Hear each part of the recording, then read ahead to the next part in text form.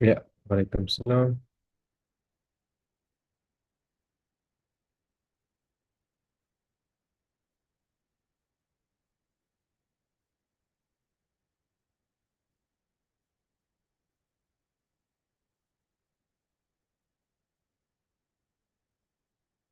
Okay, the recording is on. Let's start now. Okay, so the first question I gave you all was this question. How hard was it? Was it hard or was it easy? Easy or easy peasy?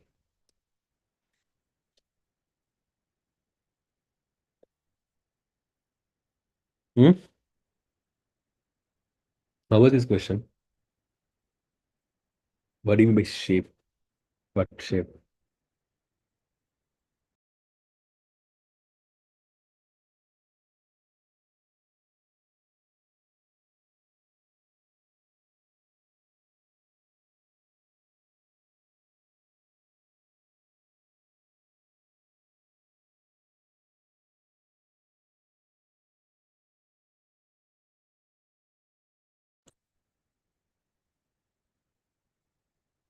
Average. What are you all doing here in Ariba? Okay, let's check your answer. So let's check your answer and let's see how much fun you all have got with this what do you called question.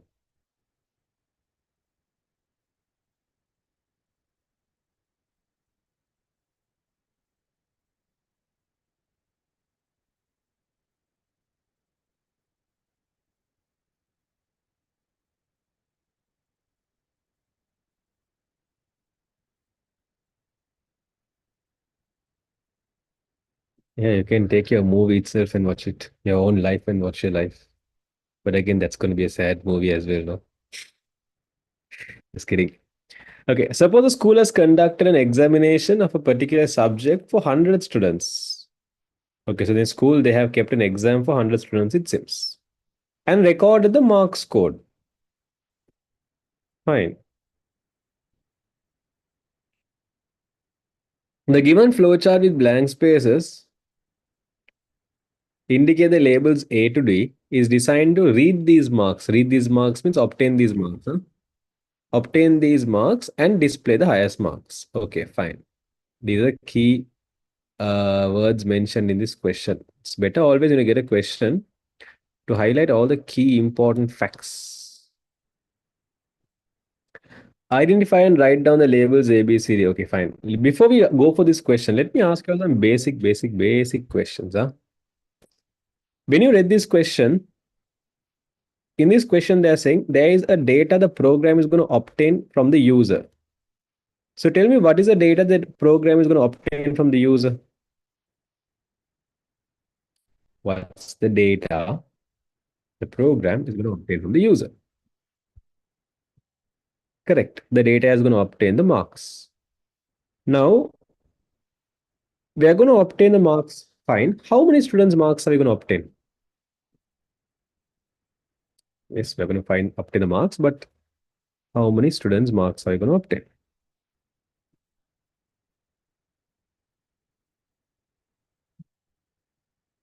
Correct. We're going to obtain 100 students' marks. 100 students' marks we're going to obtain.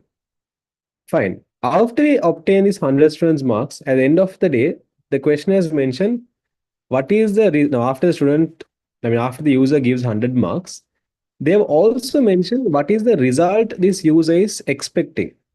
So tell me, what is the result the user is expecting at last after he gives the 100 marks? What's the result he's expecting from the program? Perfect. He's expecting the highest marks. Okay. Now, I'll tell you one thing.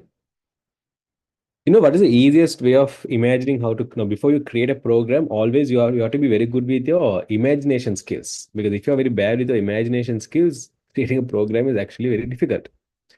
Now, if you're going to create a program, I told you always to imagine that how you would do a task as a human. Okay, imagine if you have a task, that same task, how you would do as a human. First of all, try to imagine that as a human. Then it will be easy to create a program. Now, let's say as a human, you're supposed to get 100 marks. Let's say you're the program here, okay? So let's say you're the program here. So let me draw that properly. So let me draw that like something like this. I'm going to draw it in such that Numra, this is page number 14, that is 2016 paper. So let's say this is me. I'll call this as Yusuf, sir. And let's say this is you. So I'm going to call you as a student. Now you have a task. What is your task? You're going to get 100 marks from me. And after you get 100 marks from me, you're supposed to give me the, you're going to get 100 different marks from me and you're supposed to give me the highest marks. That's your task. First of all, tell me, are you all clear about the task you have? You're going to get 100 different marks, 100 students marks from me. And you're going to find the highest marks. Okay. Now let's say I'm going to give you one by one, I'm going to give you the marks. But you have one rule. Always keep in mind when you're trying to imagine a program, always keep in mind that you are supposed to do all these tasks using your head only. Keep in mind, you can't go and write this on any papers or pencils. You have to keep all this data in your head. All the calculations, comparison, everything in your head. You can't record anything on a paper. That's the task, okay? So coming back to the point, I'm going to give you 100 marks. I'm going to give you, like, for example, I'm going to tell the first student got 30 marks, second student got 40 marks, so the third student got 70 marks. Still, I'm going to keep on telling every student's marks. Now tell me, if you were supposed to find the highest marks, will you keep in your mind all the 100 different marks I give you? What do you all think? Yes or no? Your task is to find the highest marks now. Will you remember all the 100 marks I gave you? No. Let's test and see. So for a demo purpose, okay, for demo purpose, what we'll do is, without dealing with 100 marks, let's deal with around 10 marks. Okay, I'm going to give you 10 different marks.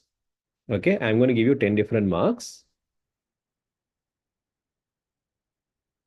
Okay, I'm going to give you 10 different, exactly, all are not robots. I'm going to give you 10 different marks. Okay.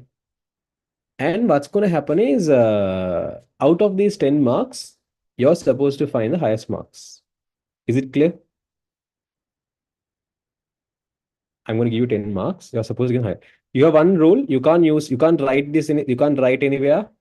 You can't, note it anywhere and keep. You have to do everything in your mind only. Don't write it anywhere. Don't type it anywhere. Only use the mind, okay? Okay, let's start. The first marks I'm going to say is 30, 70, 40, 65, 23, 80, 42, 68, 77, 35. What's the hash marks?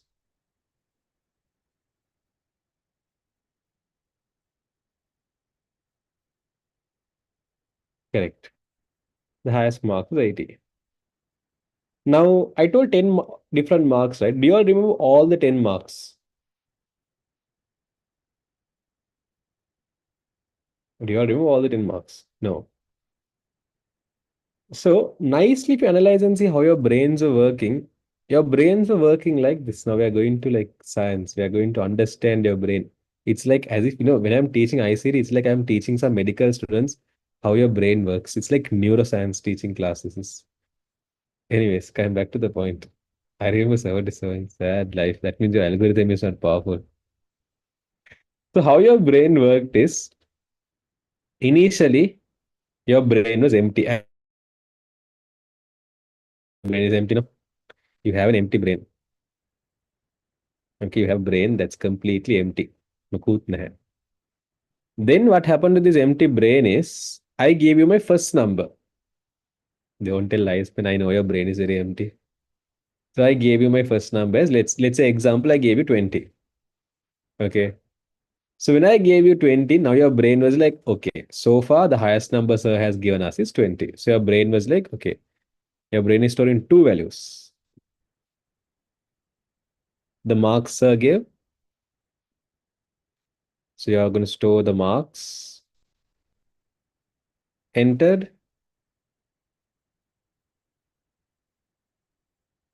and your brain is going to obtain have store the highest marks as well. So once I gave you the marks as 20, your brain was like, okay, so far the highest marks is 20. Okay, these are your brain work.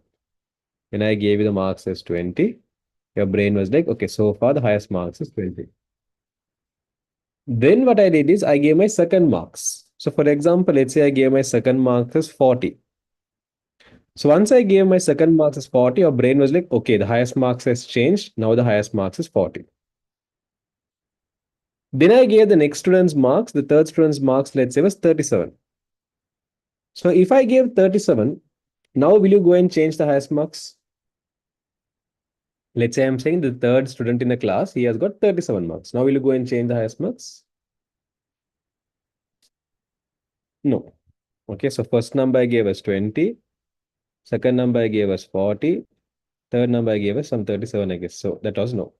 The next number I'm going to give you is now 60. Now will you change the highest marks?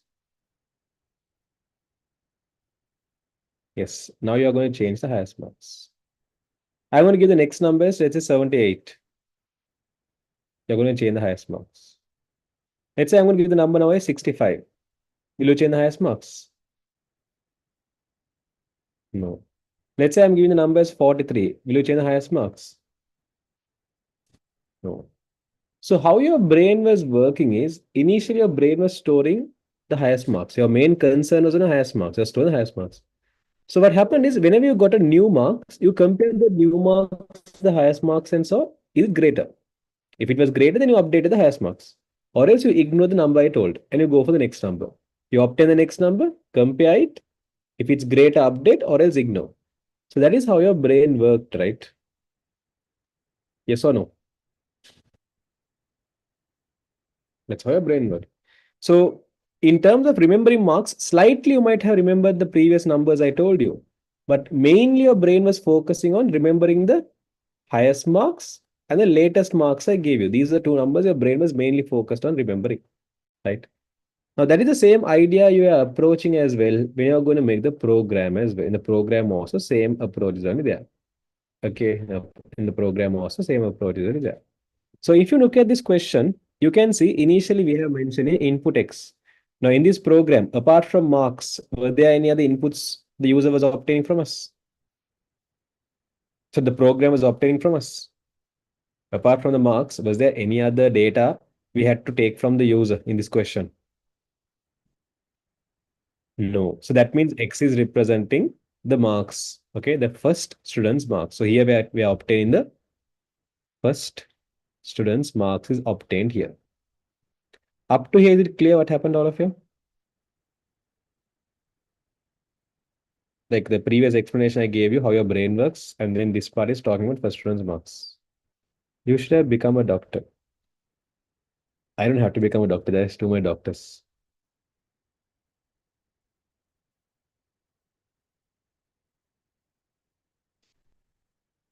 Uh, anyways, but it's a little fun fact. Before I started this class, I was doing something related to medicine only. Seriously. You don't believe me? I can show it to you. I can prove it to you. Uh, how ugly is my screen at the moment? I can show you if you want to. Ta-da, ta-da, ta-da, ta-da, ta-da, ta-da. Can I see some medicine related stuffs?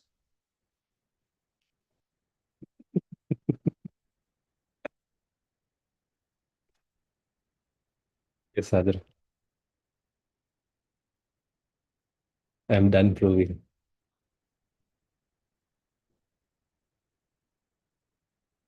What did you say, Fatima?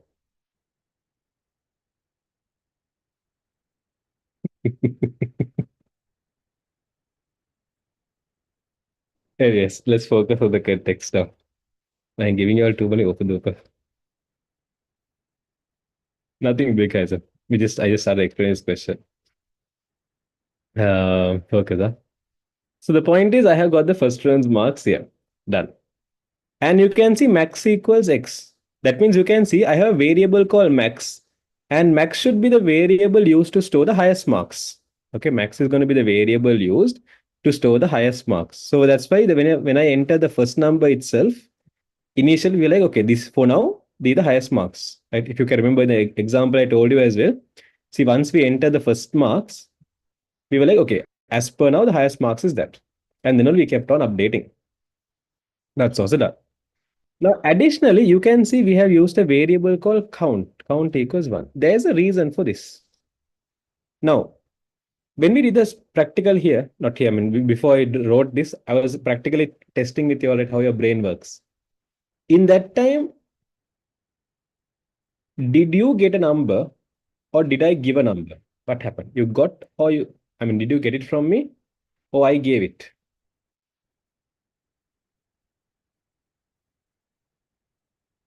Exactly. I gave, which means all of you all got the number. All of you all got the number from me. But let's say it's a task like this. Let's say I give you another task. If the task is you have to get a number from me, you have to get 10 numbers from me. You have to get 10 numbers from me. Now, in that case, I will be just keeping on telling numbers. I'll be like 3, 4, 900. Okay, I'll just keep on telling number. Should you, if you're having the duty, if you're having the duty to get 10 numbers from me, tell me, should you keep track of how many numbers you got? I'm saying now, all this time, I know give the number. If the task is you have to get it from me, you have to come and ask me the question, ask. And if it's the task is in your hand, should you keep a track of how many numbers you got? If you don't keep a track of how many numbers you got, tell me two possible issues that can happen. Let's say you did not keep that, you do not have a track of the numbers you got. What are the possible issues?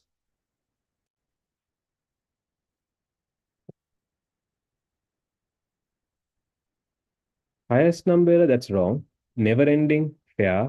Never ending means, yeah, there will be not a stop. I'll be again keeping on asking. There's another issue as well. One is, no, never ending means you will get too many numbers from me. But the other possible issue that could happen, one is you can get too many numbers from me. Other issue is, yeah, by not knowing how many numbers, there are problem you can face. Correct. Either you can get more numbers from me, or else you can get less number of numbers. Like let's say suddenly I'll be like, okay, I gave you 10 numbers now. Let's say I gave you 5 numbers and I stopped. Okay, I'll be like, I already gave you 10 numbers now. So if you don't keep a track of how many numbers you got, will you be able to prove, no, you said you only gave 5 numbers, can you come and argue?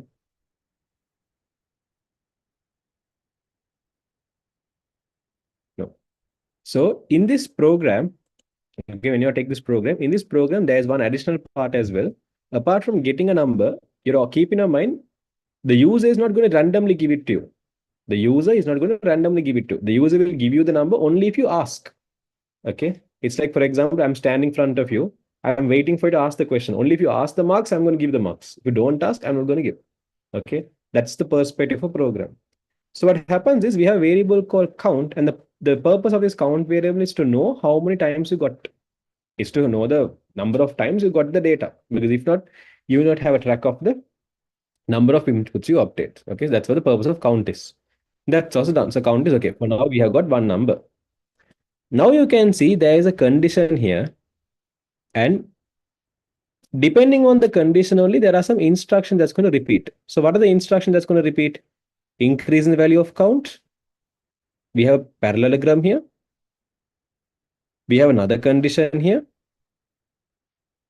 And we have a process here. Fine. Let's go one by one. These are the instructions that's going to repeat. Okay. Let's start. I'll ignore the condition for now. Let's go to this parallelogram. Tell me, in a flow chart, a parallelogram could represent either what or what. What are the two possible datas a parallelogram could represent? So two types of instructions a parallelogram could represent. Perfect. A parallelogram could represent either an input or else it could represent an output. Only these two, either input or else output. Okay. Now, next question. If you look at this whole program, is there, I mean, as per the situation, was there any output you had to repeat multiple times? Now, if you look at this whole scenario, if you look at the arrowheads and all going here, the green color which I have marked is talking about instructions again and again repeating, right? So you can see like a circle, it's coming, you're going to come to the condition, follow those instructions, and it keeps on repeating.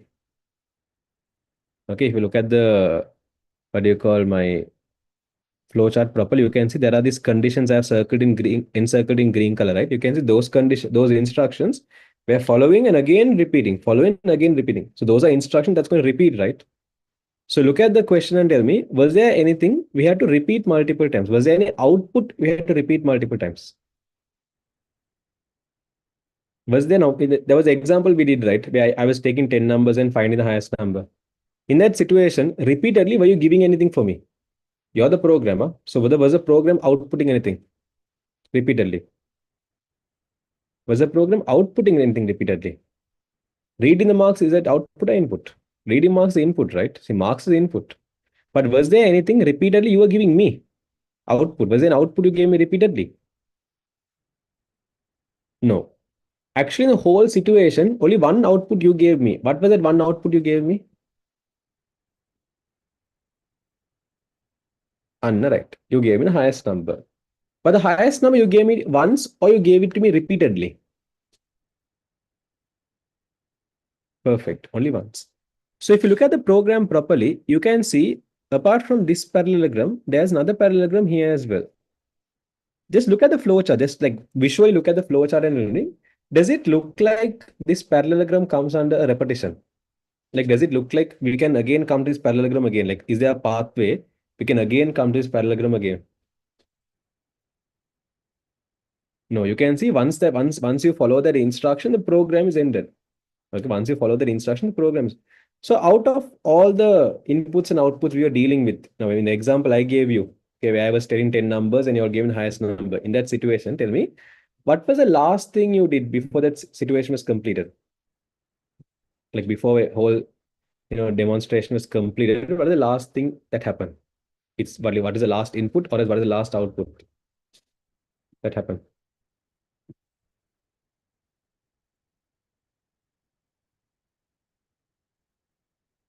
What is the last thing you did? And then I was like, okay, the example is over. No.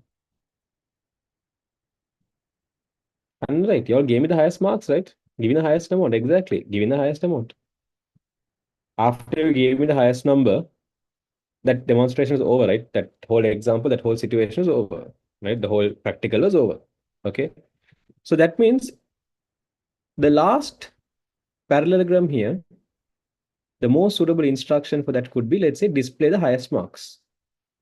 Now, as per whatever I explained, okay, as per whatever I explained in this flowchart, did I tell you what is the variable we are using to store the highest marks? Yes. So what is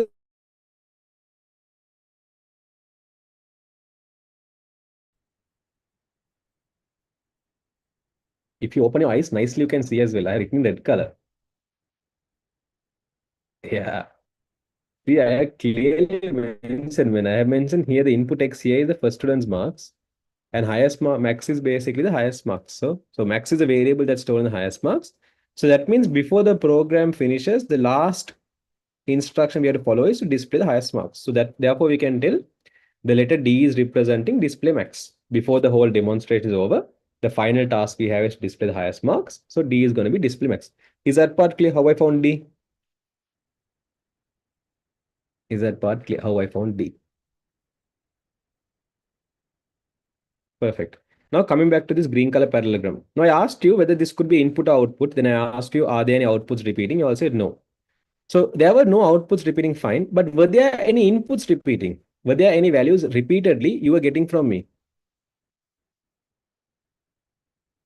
Were there anything, no, there was no outputs repeating, but were there any inputs repeating? Yes. What was the value you repeatedly got from me? Again and again you got from me, got from me, got from me. What did you get from me? So can't we say output X? Why do you want output X? X is the marks, no? So are you saying, what do you call, in this situation, you're going to output 43? Is 43 the highest marks? In his examples, I've written here is 43 the highest marks. Because this is X, huh? And this is max. See, every marks I'm going to give you is X, basically X. So this is X, this is max. Does that make sense? Okay. X is the marks. So we don't output the last marks, we output the highest marks. This is max. Anyways, come back to the situation. So yes, you all were repeatedly getting the marks from me. Fine, you all were repeatedly getting the marks from me. So in this program, to store the marks, what was a variable we used earlier?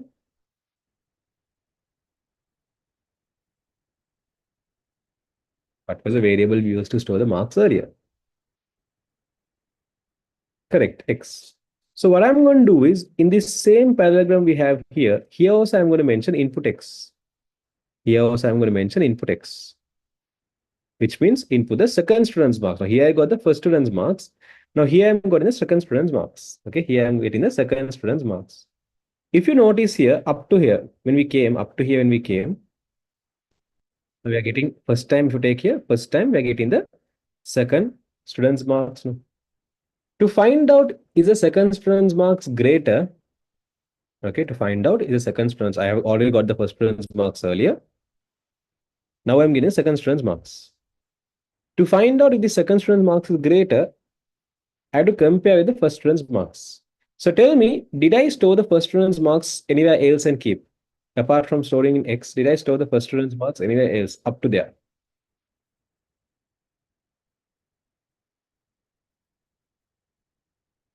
Nicely look and see. After I got the first student's marks, did I store this first student's marks anywhere?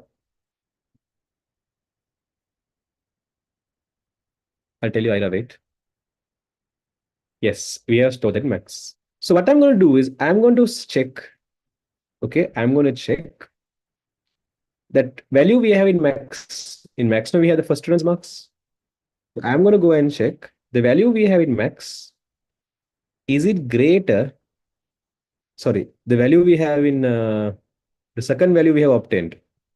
Okay, I'm going to go and check the second student's marks we have obtained. Is this second student's marks greater than the value we have in max? Okay, what I'm going to do is I'm going to go and check the second student's marks we obtain. Is it greater than the max? Can you tell that again? Yes, I'll tell that again. In this situation, I have all these marks I got right. So first of all, what I did is I got the, so let's say X and max here. So first of all, what I got here was I got the first student's marks. So in this example I have written here, you can tell, okay, the first student's marks is 20. So after the first student gave me his marks, if I ask you so far, what is the highest marks? So far, what is the highest marks?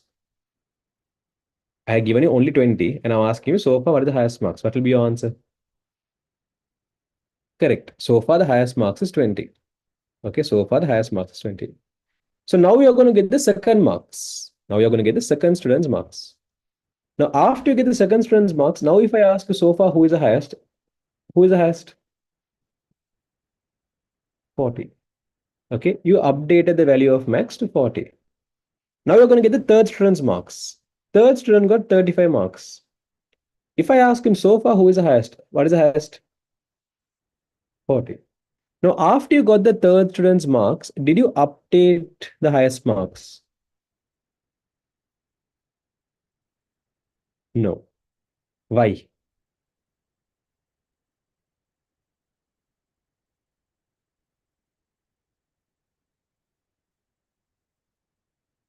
Why didn't you update the highest marks? Correct. The reason you didn't update the highest marks is because the new student's marks is less than the existing highest marks. The new student's marks is less than the existing highest marks. So same thing here as well. What you're going to do is, once you get a new student's marks, you're going to go and check the new student's marks. Is it greater than the existing highest marks? The new student's marks, which is X, is X greater than the existing highest marks? So let's say, suppose if x is greater, the new student's marks, let's say it is greater. Okay, let's say yes, it is greater. If the new student's marks is greater, then what should we do? For example, if the new student's marks is greater, like let's say the new student got around 70 marks. So what do you do now? If the new student's marks is greater, now what do you do?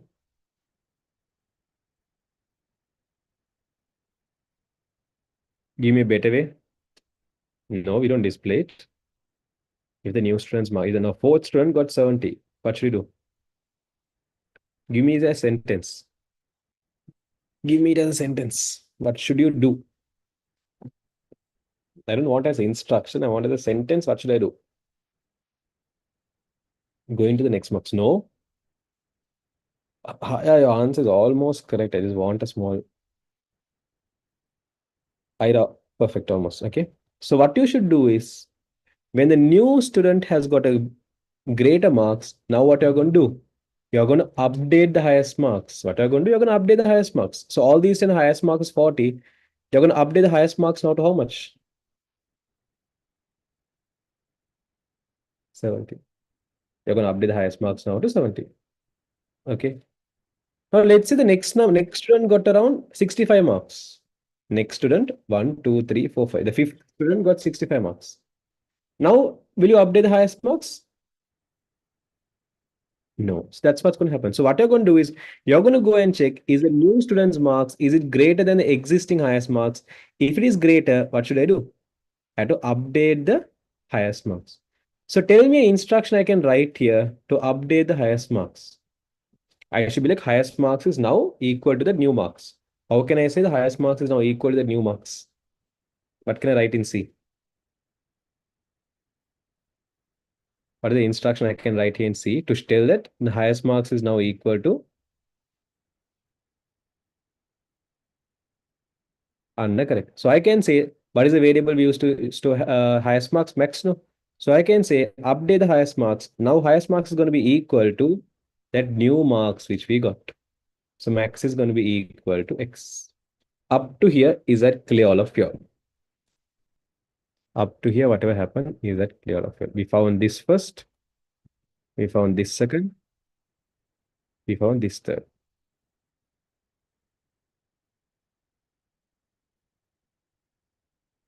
Are you writing x in the maths way? Yeah, I'm used to it. That's fine, Manishi. Welcome. Why is x equal to max? Okay, this is where you're confused ICT and maths. Tell me, are these two the same?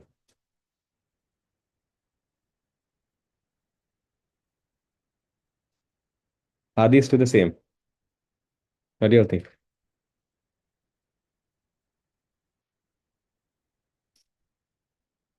Okay, tell me how you would read this.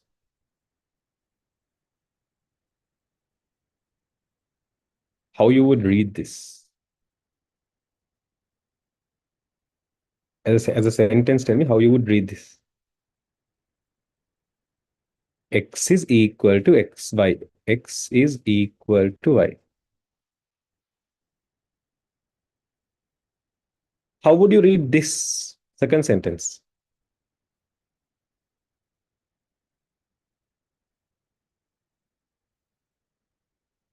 Perfect. Y is equal to x. Are these two sentences meaning the same?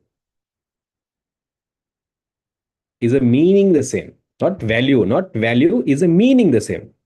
I'm not asking is the value same. I'm asking is the meaning same? Is the meaning of these two same? I'll give you a good example. Let's say x is equal to 5. Y is equal to 3. If I say x equals y and if I say y equals x, do you think both of these will be same or different?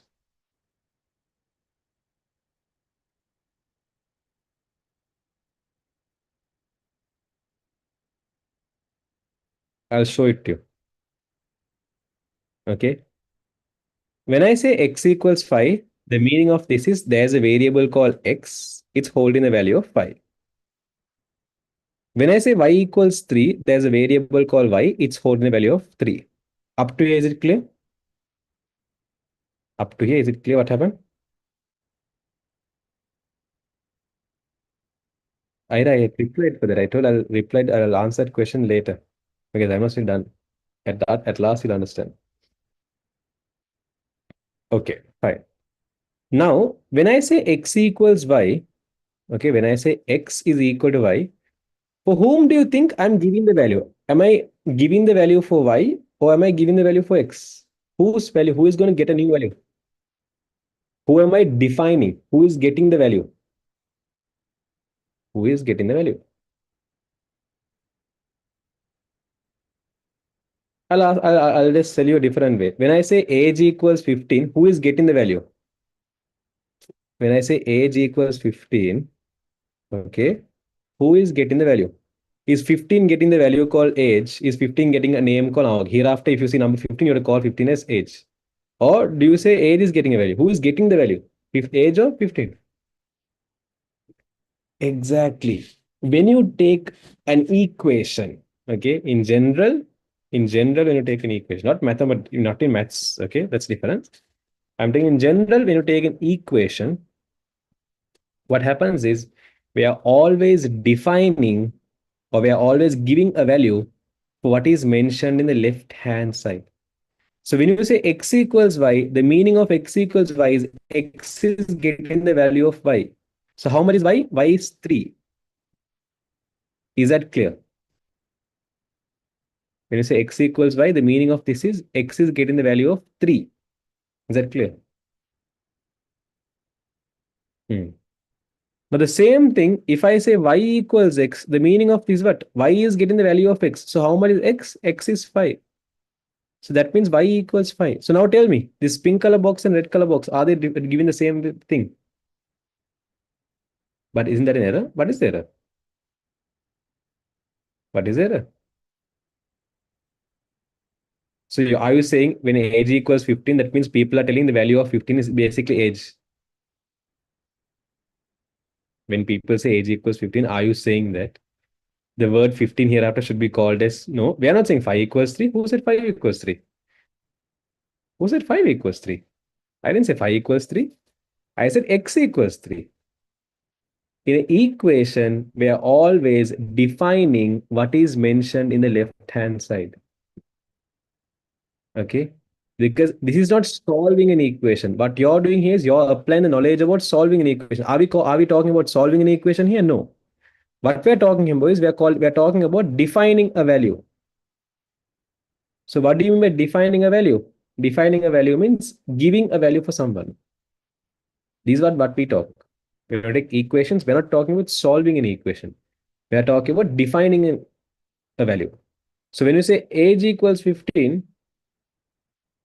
okay, we are saying there's a variable called age, it's getting the value of 15. So when you say x equals y, there's a variable called x, it is getting the value of y. See, that's why I said, how do you read this? Do you read this as y equals x? Do you read this sentence as y is equal to x? No. Do you read this sentence as x and y are both equal to? When you read this, do you go and read this x and y both are equal? Do you read that let in value? No. How do you read it? You read this as x is equal to y. That means who is getting the value? Who is getting the value? X is getting the value. See, x is equal. We are saying x is equal to how much? So always keep in mind in the equation, we are giving the value for the left hand side variable. Is that clear, all of you?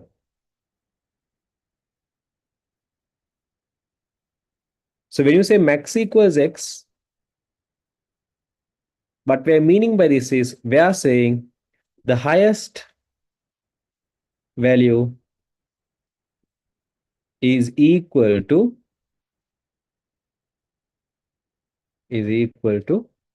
the new marks entered. We are saying the highest value is equal to new marks, not new marks is equal to highest value. Does it make sense? See, highest value is equal to the new marks entered. Not new marks is equal to highest value. Correct? Perfect. Okay. So what I'm doing here is I have said, if you have any questions, ask. If you didn't understand, let me know in the chat.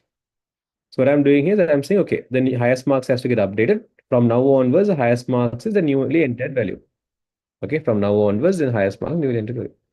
Now you can again see, we again, after we are done with that, now we have got the second value, huh? We have got the second mark so far. After you got the second marks, you can see we are again going to check a condition. And depending on this condition, we are again going to come and get the third marks and check if the third marks is greater than the existing highest marks. Again, we're going to come and repeat, get the fourth marks, check if the fourth marks highest. So you can see it keeps on repeating, right? If you notice a pattern here, it keeps on repeating. So if you look at the situation, I have got my first input from here. Okay. My first input I got from this instruction, which I'm going to highlight in yellow color. This is where I got my first input. Tell me, if I got one input here, how many more inputs should I get from this place? From this input X, how many more marks should I get? As per the situation here.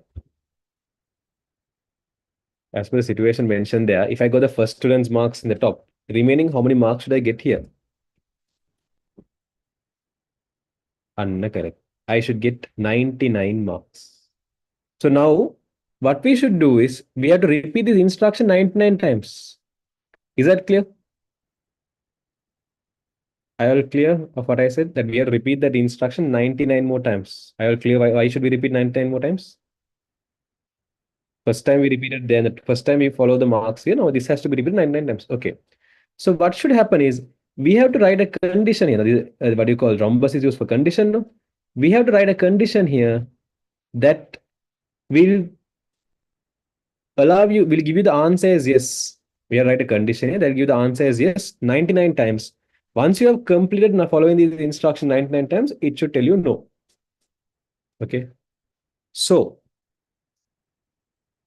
if you look at the question here, apart from using the variable x and max, we use another variable called count. Okay. And you can also notice within the repetition, we are increasing the value of count. Okay, there's a small mistake here. Take your tutor and correct it. This should be count equals count plus 1. Huh? Do the correction here. This should be count equals count plus 1. Count equals count plus 1. Okay. So what's happening here is within the repetition, okay, within the repetition, you can see the value of count is increasing. Initially, count was 1. Within the repetition, count is increasing. Now tell me, if you want to control this repetition by 99 times, you want to make sure that these instructions inside, okay, the input X, check if it's the new number is greater, update the maximum. These three instructions, these are the main three instructions. Huh? We want to, what do you call the check, repeat that only 99 times. So without knowing how many times we are repeating, is there any other ways we can track it? Without knowing how many times you are repeating that, without having a track of how many times you are repeating that, is there a way you can repeat it? Without knowing how many times you are following those instructions, is there any other ways? No.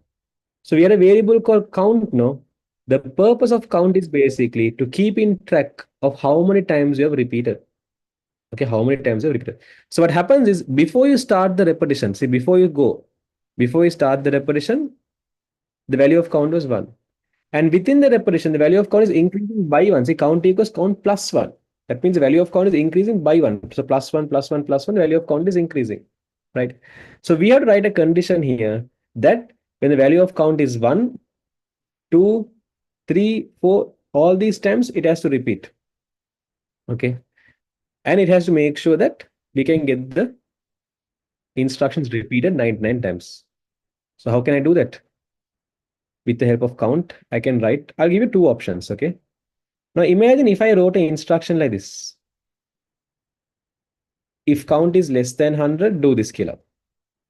Okay. If I had a condition like this, is count less than 100? So if I had a condition as is count is less than 100, when the value of count was 1, will it give me yes? Will this condition give me yes? When the value of count is 1, will this condition give me yes? Correct. When the value of count becomes 2, will it give me yes? Correct. 3 also it's going to give me, right? Let's say the value of count is 99. Will it give me yes? Correct. When the value of count is 100, will it give me yes?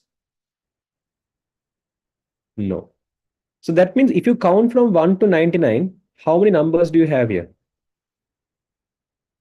If you count 1, 2, 3, 4, 5, if you count and go, how many numbers you have there? Correct. We have 99 numbers. Okay. Now tell me, without using count is less than 100. Let's say if I use something like this, without using count is less than 100. If I use something like is count less than or equal 100. If I use is count less than or equal 100. Okay. Now we know when the condition was starting, the first value of count was 1. Okay. So I'm going to say 1. In this condition, if the value of count is 1, will it give me yes?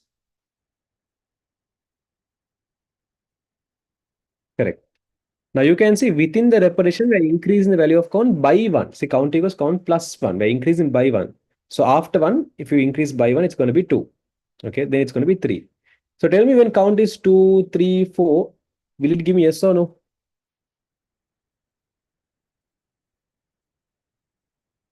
Perfect. It's going to give me yes.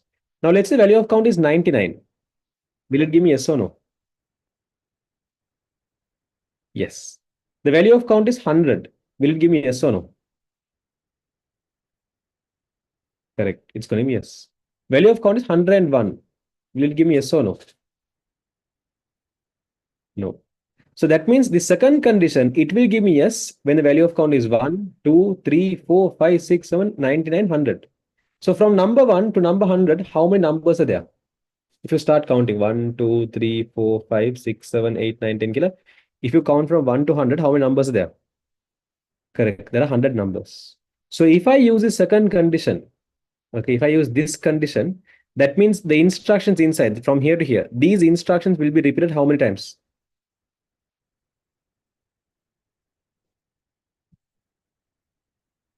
Correct. Those instructions will be repeated 100 times. But do we want them to repeat 100 times? No.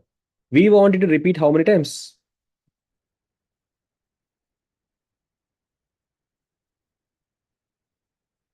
Only 99 times. So the most suitable condition there is count less than 100. This is going to be the condition. Why 99 times? Were you sleeping when I was explaining why 99 times? I even asked you, do you understand why is it 99 times? Can we say less than or equal to 99? Yes, Amina, correct.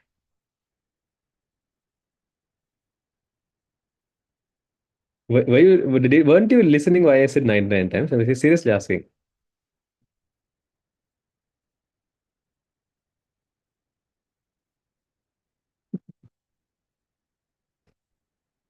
But there are 100 students now. Shah, I can see all the people who slept and woke up.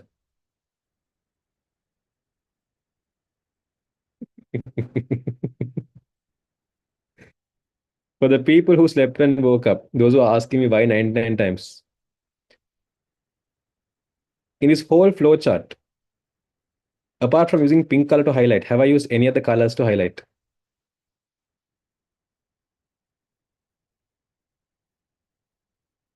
What is the other color I have used to highlight?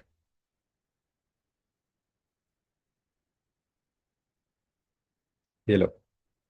Do you remember when did I use this yellow here?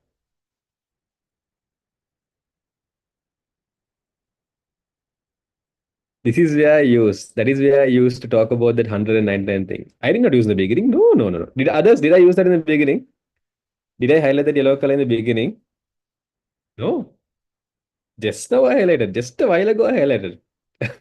Just a while ago I highlighted. Okay. Look at the yellow color statement and tell me what are we getting from the yellow color highlight statement?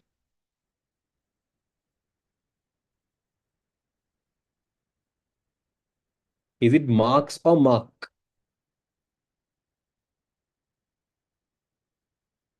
We are getting how many students' marks there? Just one person's marks. Just one person's marks. As per the question, total how many students' marks we are to get? How did that mean? From the yellow color highlighted statement, if you got 1 mark, remaining how many marks we have to get? We have got the yellow color highlighted statement, we have got the first student's marks. Now remaining how many more marks we should get? 99. So is there any other instructions here we're getting the marks? Apart from the yellow color statement, are there any other instructions you all can see here we're getting the marks? Yes. Which color, what color I have highlighted that? Like what color does it look like it's highlighted with? Orange. So if from the yellow color, if I'm getting one student's marks, from the orange color, I get remaining how many students' marks? 99. Now is it clear why those instructions inside has to be repeated only 99 times for the people who are sleeping? Understood why that has to be repeated only 99 times? This is why I'm saying attentively listen. Yeah, okay, you did not sleep, but your mind was sleeping, right? You were awake. Your brain was sleeping, correct? Your brain went to 404 owl zone. Yeah. Anyways, all of you are clear. All of you are clear now how you do this question. Always when you get a programming question, imagine how would you do it as a human. So once you know how you would do it as a human, thinking how a computer works is very easy. Should we find out the labels from the end? It depends on the question. Like practically, can you come from the beginning? To be honest, if you don't have this data, can you like if I don't have this data, up to if I don't have this data, can I know it? You can't. It depends on the question. It's not that you can, it's not that you have to start from beginning. It's just that depending on the situation, you have to find out what is the one you can easily get. It's not about what is the order, it's about what is easy to obtain. There are some things practically it's visible. So I would recommend going from behind to front because going from behind to front is a bit easy. Not behind to front exactly. If you notice, did I go in the order of DCBA? What is the order I went? Let's see the people who can remember. What is the order I went? Exactly. I went in the order of DBCA. So it's not about that order is not it's not basically about front or behind. See, it's not front or it's not behind also. It's kata kachaka. So that kacha kacha method is based on how easy it's to find the answer. Practically how easy it's to find the answer. Make sense? Every programming question, try to incorporate it with a human life. Think how would your brain works without a pen and paper. Enjoy, Hannah. That's something I can tell. Okay, next. Anyways, I'll put 1 mark each and tell me how many marks you all got out of 4 for this question. Do you have any doubts? Drop in the chat as well. Do you know? Yes, Shaista. RI. Why?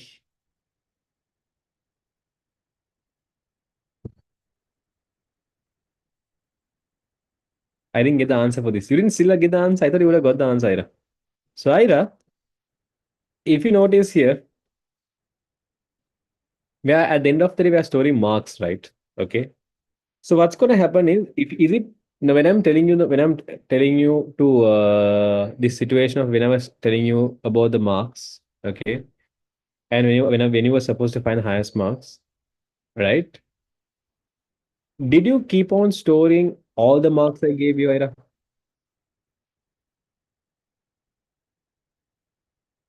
Yeah, a while ago we were doing that example, right? I was giving you 1 marks and asking you to find the highest marks, right? Do you remember all the 10 marks I gave you? No. Okay. Now let's say I asked you to remember the marks as well. There's a high probability of you remembering mostly the like out of the marks I gave you, which marks you might most probably remember if you have to remember. The first marks or the second marks or the last marks or apart from the highest marks, what are the other possible marks you would remember? Exactly, the last marks. So what you were doing in your brain, you kept a small compartment. In your brain, you kept a small compartment free to store the marks I gave.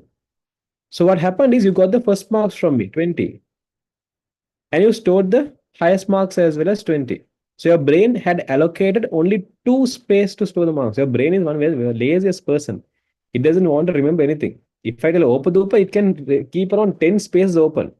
But if it's storing knowledge, it will try to store the least amount of space possible. Okay, that's how your brain works.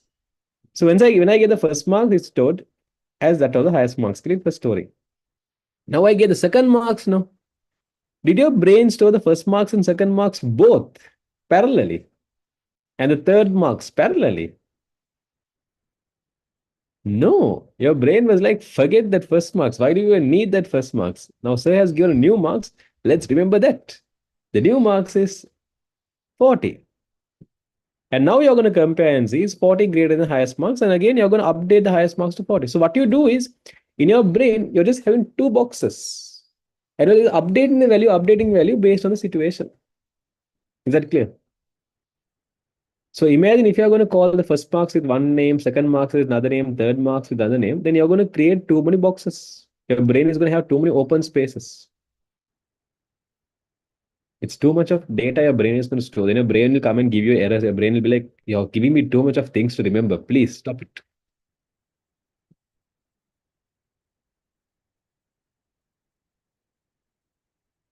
Just for fun, Hannah. Oh, is it Shaista?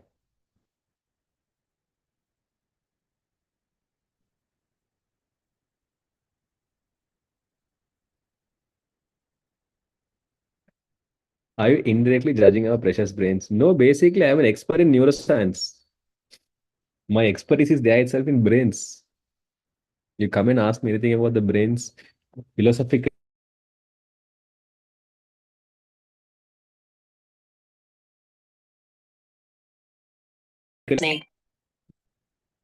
I love exploring the brains. That's my cup of tea. Okay, next. But I got your marks, right? I got only few people's marks. Others career at the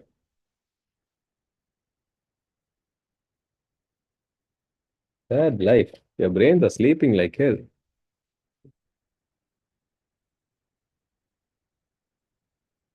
Yes, Shaista. Which part of the brain stores mathematical knowledge? Today only exams. If I start explaining that Tyra, it will become a science class. And other people here will be like, am I in a maths class? Yeah, am I in a science class or ICT class or maths class? Because they'll be like, this idiot is talking about maths, science, ICT, multiple subjects.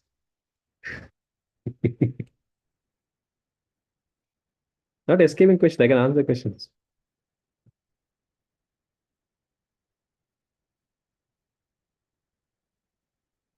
You can also teach science. I'm not an expert in teaching science. I'm an expert in neuroscience. I in understanding how the brain works. Because we do that for research purpose. We do that for analysis.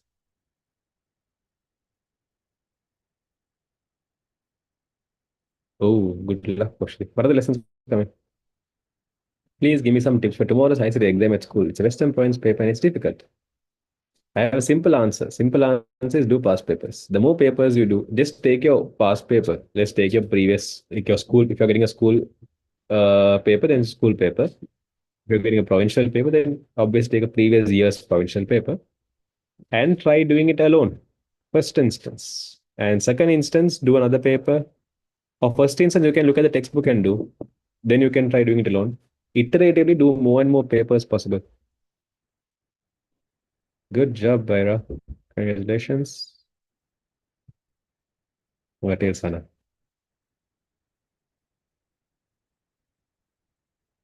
Um, is it this?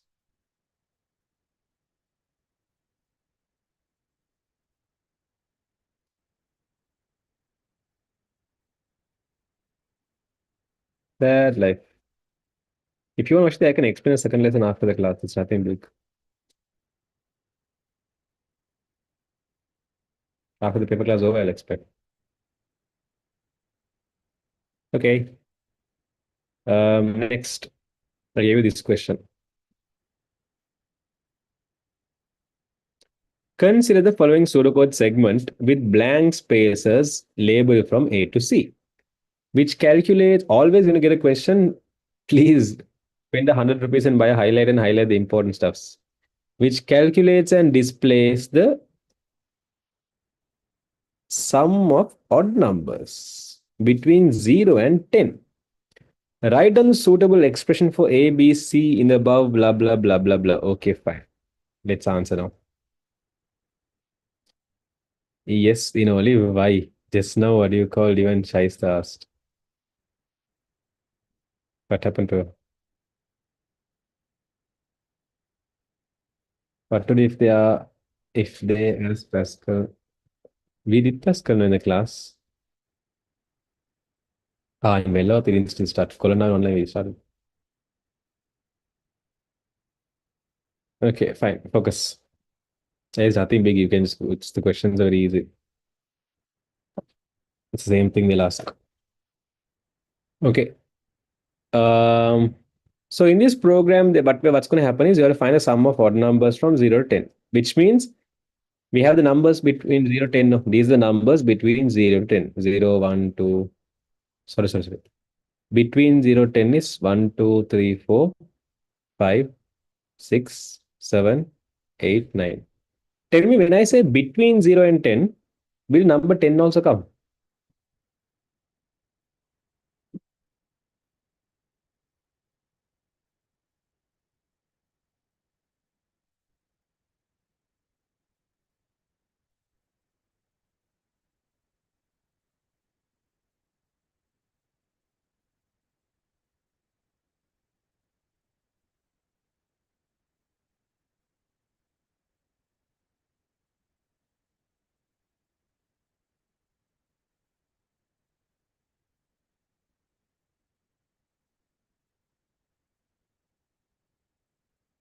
No. So when you say between, number 10 will not come. Keep in mind, if they say from 1 to 10, sorry, from 0 to 10, then 0 and 10 will come.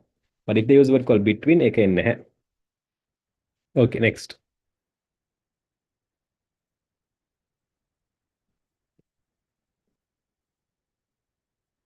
At the end of the day, if you look at the program, it has to give you the sum of these numbers, right? Now tell me, without using a pen and paper, if you were to add all these numbers, at once, can you tell me what is 1 plus 2 plus 3 plus 4? The addition of all these numbers, at once, will you be able to find the answer in one calculation, in one test step?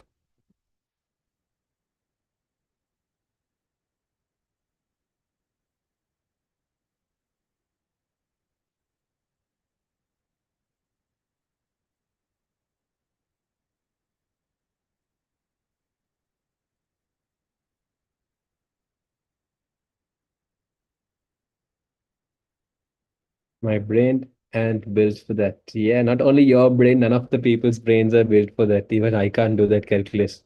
Okay. So if you are supposed to find the answer, what is the first thing you will add together? What is the first thing you're going to add together? Anna, correct. First of all, what you're going to do, you're going to add 1 and 2 together. So once you add 1 and 2 together, what's the answer you're going to get? Correct. You're going to get the answer as 3. Now, next, what is the next addition you're going to do? You added 1 and 2 together, you got the answer 3. What's the next addition you're going to do?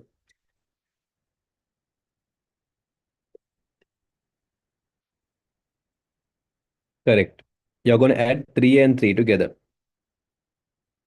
Okay. So once you add 3 and 3 together, what's the answer you're going to get? 6. Okay. So what are you going to add this 6 with? Anna, correct. With the next number, which is 4. So if you notice here, there's a pattern. If you notice nicely, there's a pattern. What is the pattern? Add a number. Okay, add the number. After you add the number, for the total, you add the next number. For the total, you add the next number. For the total, you're going to add the next number. There's a pattern there, right? See, for the total 3, you're going to add the next number. For the total 6, you're going to add the next number. So once you add 6 and 4, you're going to get 10, right? 6 and 4 is going to give you 10. So for this total 10, you're going to add the next number 5. So there's a pattern here. Okay. For the total, you're going to add the next number, next number, next number. So that is what we are going to do here. In this program, you can see there's a variable called sum. So let's assume that sum is used to store the total. Let's assume that sum is used to store the total. And if you take num, you can see num is with 1. So let's assume that maybe num is going to store this first number, like 1, 2, 3, 4, 5. Let's say num is going to store 1. Let's forget about the condition for now. Tell me an equation I can write here. Okay, tell me an equation I can write here to add this number for the total. I have to add that number. The first number I should add inside the total. No, total is not empty. Huh? We have a variable called sum. That sum is empty. For that sum, I should add this one. So what should I do? For the sum, I should add num. Anna correct. I can write an equation as sum is equal to sum plus num. Again, I told you, in equation, we are always giving the value for who is mentioned left hand side. So sum is going to get the new value of sum plus num. So at the moment, what was up to here, up to what we came here, what was the value of sum? Until we came here, we knew earlier what was the value of sum, right? So what was the value of sum as per the program? Correct. As per the program, you can see until we came here, we notice the value of sum was 0. And what was the value of num?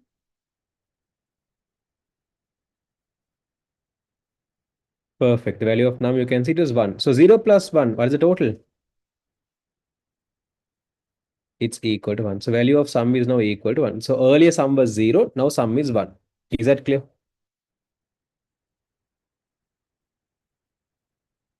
Earlier sum was 0, and now the value of sum became 1. Right? Now, we are to keep on repeating. What are we going to keep on repeating? Adding the value and going for the next value. So now we added the first value. We added 1. I want to add the next value. You can see the sum variable. For the sum variable, earlier it was 0. No? For the sum variable, I added the first number. I want to add the second number. Okay, I want to add the second number. So tell me, tell me what should be the equation here to increase the value of num by 1. Now, early number is 1, right? I'd increase it by 1 again. Anna correct. I can now write the equation here as num equals num plus 1. Now, when I say num equals num plus 1, currently you can see value of number is 1. So when you say 1 plus 1, what will be the new value of num?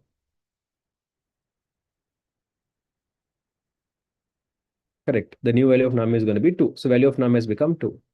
So after num equals 2, now if in a while loop, we again go and repeat the instructions inside now. So again, I'm going to come and repeat the instruction sum equals sum plus num. So now when you say sum plus num, what are we going to do? This second number is there called 2 no. We're adding that 2 to the sum variable. So once you add 2 to the sum variable, what will be the new value of sum? All this time sum was 1. Now you're going to add 2 for it. So 2 plus 1 is correct. 2 plus 1 is 3. So value of sum becomes now 3. Now, when you follow this instruction num equals num plus 1, look at the current value of num and tell, based on the current value of num, if you say num equals num plus 1, what do you think the new value of num is going to be? 2 plus 1, how much?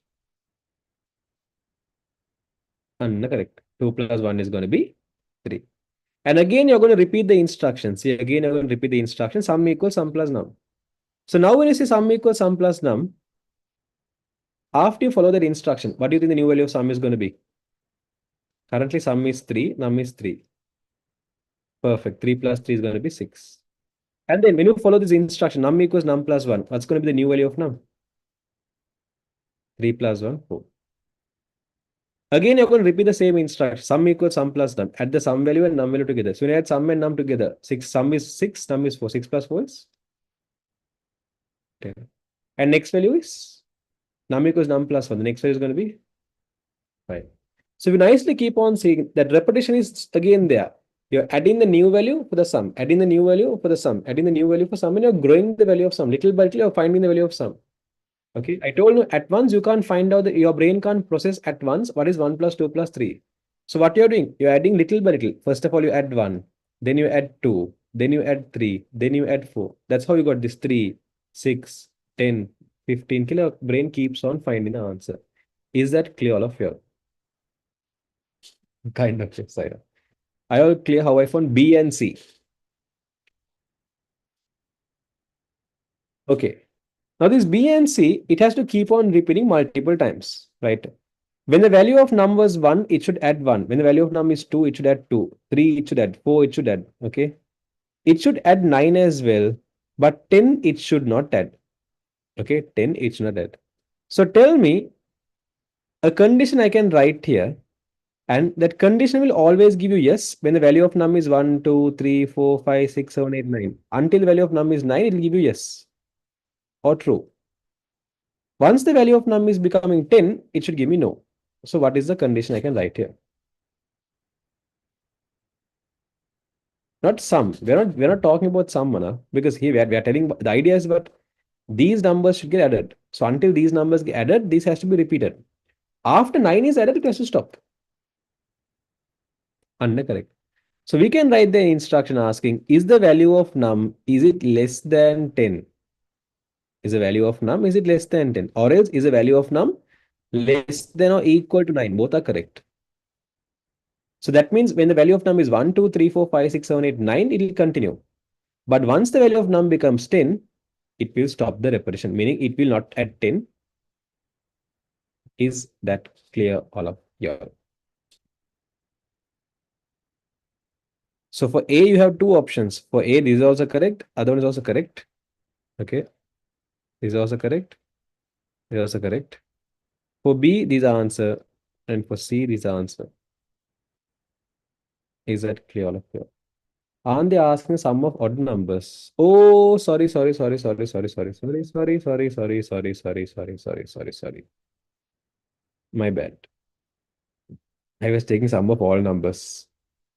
When you take, okay, as per the current program, okay, as per the current program, the value of now, the way I have written now, the numbers we're adding is 1, 2, 3, 4, 5, 6, 7, 8. But the question is saying we have to get the sum of odd numbers. So if I want to get the sum of odd numbers, again, you can see num is starting with 1 now. Num is starting with 1.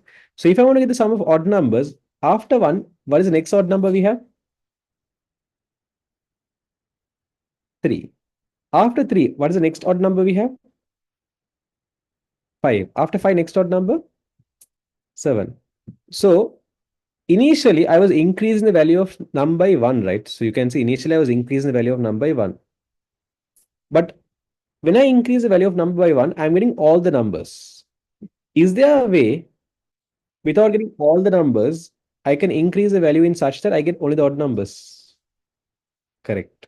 See, there's a pattern here as well. I can increase by 2. So plus 2 is 3. Plus 2 is 5. So for C, without mentioning num equals num plus 1, because num equals num plus 1 will give you all the numbers. So without mentioning num equals num plus 1, we have to mention the num equals num plus 2. So this will avoid giving us all the numbers and it will give you only the odd numbers. Because why? We start with 1, then 3, then 5.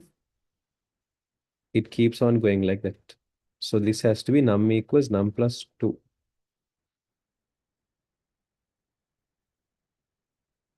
The same idea. The only difference is without adding all the numbers, here we're going to add the 1, 3, 5, 7, 9. In that pattern will be going on. So here the answer is num equals num plus 2. Sorry, my bad. I missed the odd number part when explaining. Okay, now is it clear all of you? So for the option A, you have two options. This or this. Option B is this, option C is this. A is going to be, let's say, is num less than 10. B is going to be sum plus num. And C is going to be num plus 2. Okay, those who have any questions, let me know in the chat. Others put 1 mark each and tell me out of 3 marks, how many marks you got. Those who have any questions, let me know in the chat.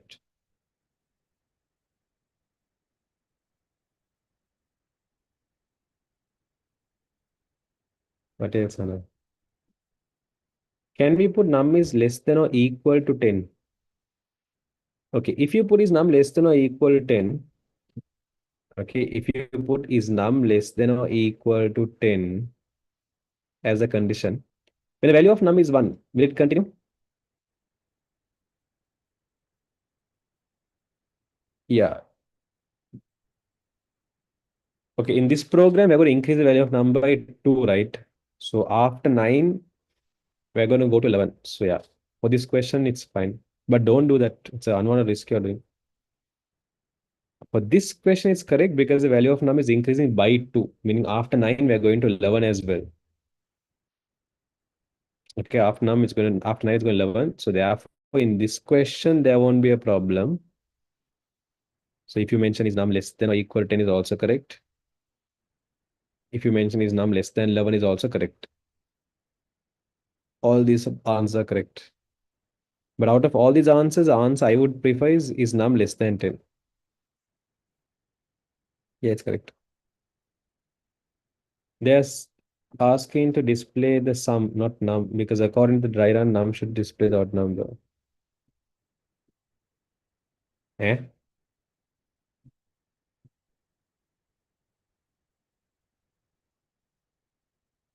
No, Isam, we are finding some sum of odd numbers. See?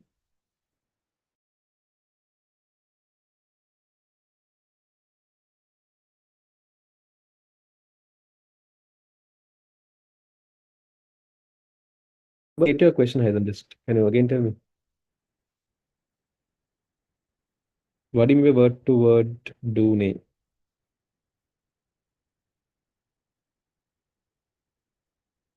Just Ira. No reason. 10 is even number, but yeah, 10 will not come. Is it between 0 10? It is between 0 10, but because the value of number is increasing by 2, after 9, the next number is going to be 9 plus 2 is 11, right?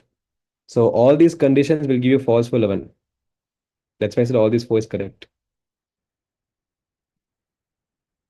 Like, for example, let's say the value of number is 11. When the value of number is 11, this also will give you false. This also will give you false. This also will give you false. This also will give you false. So therefore, not a problem. Did it make sense, Kozo? If we should find a sum, why did you put num equals num plus 2? Why are you sleeping in the question? If you don't put num equals num plus 2, how can you go for odd numbers? After 1, the next number, no, you can see value of num is 1, right?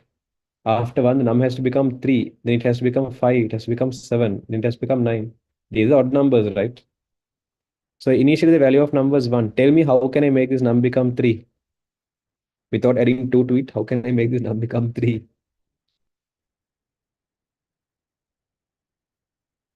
According to the dry run, why does only num display odd numbers instead of sum?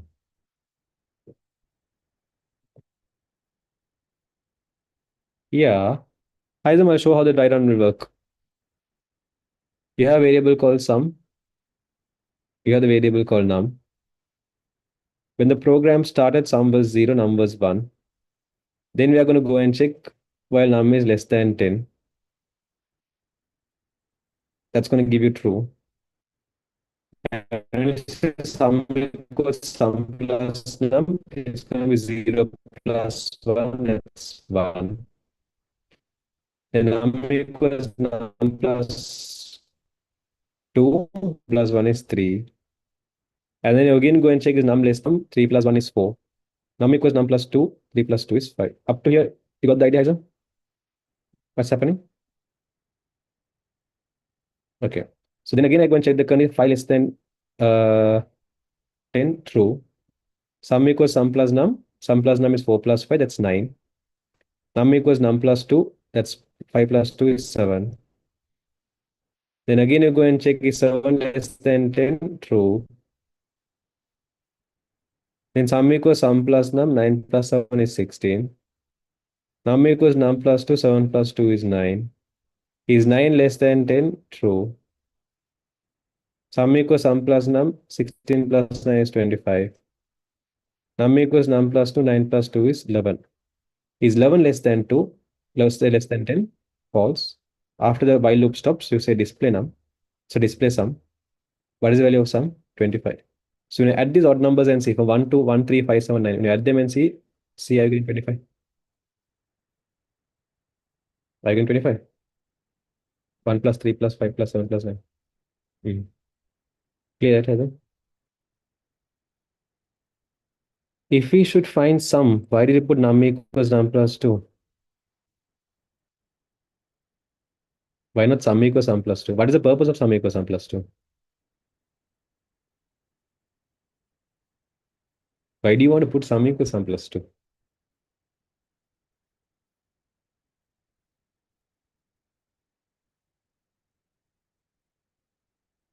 After we wrote the condition, why should we should write the word do now? I had sometimes write on that they make mistakes in the paper, not a problem. Is a pseudocode no? Should I in my first paper class? Yeah, you'll have to maintain separate this one. There should be a separate writing book you'll use. And there's a separate group for the paper class. Those who are not there in the group, join the group. I will reshare the PDF, like this PDF for this question paper PDF. I'll be sharing the group, so check that. Why sum equals sum plus num?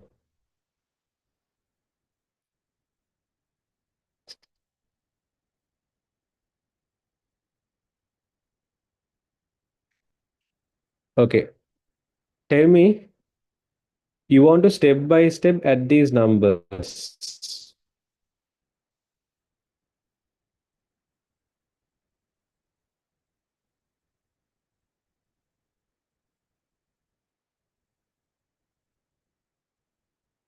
You want step by step add these numbers. First of all, tell me, is there a pattern here? Yeah, I'll send it, Ganesh. Is there a pattern notice here in these numbers? Either it's the same link. Yes, Saira. What is the pattern?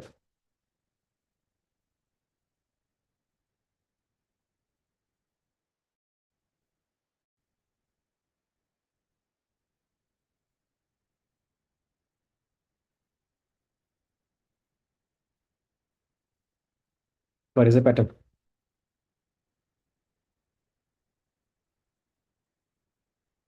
Plus 3. Okay. Let's say you're going to start the addition. When you're going to start the addition, what's the first number you're going to keep in your head? Perfect. In your head, you're going to have a number called 1. At the end of the day, your task is what? Your task is to find the total. Your task is to find the addition of all these numbers.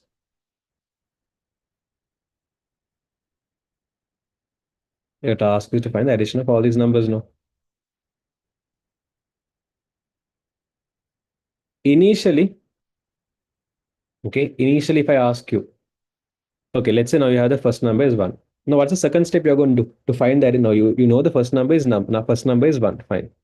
After you know the first number is 1, if you want to add these numbers together, what's the second step you're going to do?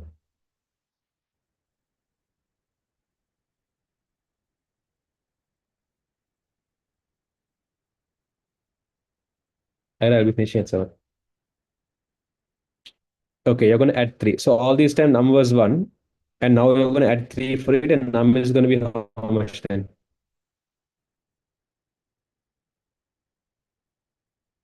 Okay, number is now 4. Fine. Next step, what are you going to do?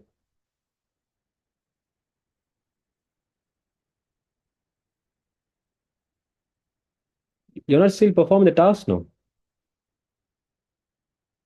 Do you know what is the at the end, what is the end goal? What is the end goal? What did they tell you to do with these numbers? What did they tell you to do with these numbers? You got to find the total. Are you finding the total?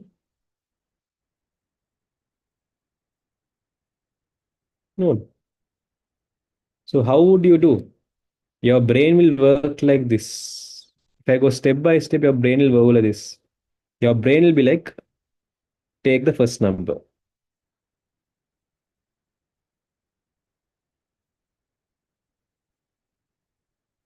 1. Okay.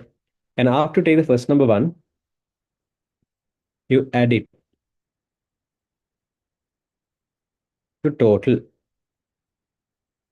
when you say add it to total, that means before you add the first number, how much was total? How do you represent empty as a number? When I say add it to total, before you added the first number, total was empty, right? So how do you represent empty as a number? How do you represent nothing as a number? 0. So I'll be like, consider total as 0. So first step is consider total 0. Consider total as 0. Then take first number as 1. Take first number as 1. Add it to total. Okay, so that means there's something called number, there's something called total. I told take total as 0, take first number as 1. I said add it to total. That means add the 1 to total. Once you add 1 to total, now total is going to become 1. Up to here, is it clear? So what is the next step you should do? Your task is to find a sum of these numbers. Now what should you do?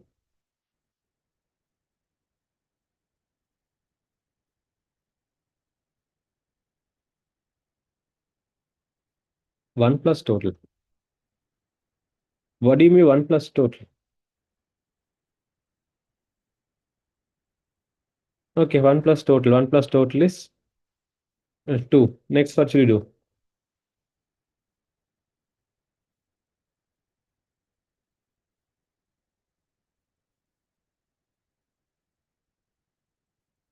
2 plus total. Where does 2 come? So I said total plus total. You are giving me this equation, huh? What do you mean by 2 plus total? From where did this 2 come? 1 plus 1. From where did 1 come then? From where does 1 plus 1 come?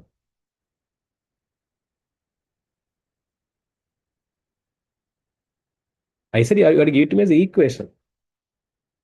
Give it to me as an equation. Because you're here, what you're doing is you're writing instructions. So when I say add it to total, if I say add it to total, how can I write this instruction? I can say the total is equal to total plus number. This is the equation. The same instructions I wrote in text, I can represent as the equation like this. Total is equal to total plus number. I'm saying update the value of total. What is the new value of total? Add the number to the total. See? Add the number to the total and store the answers to it. That's what I wrote here as the instruction. Is that did you understand what you mean add to total?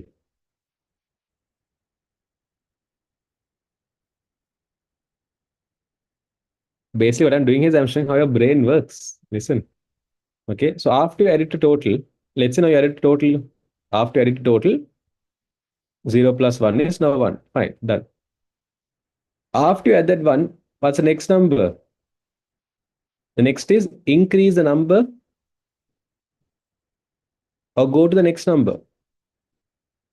Go to next number. Okay, go to next number. Well, what's the next number you have to go to?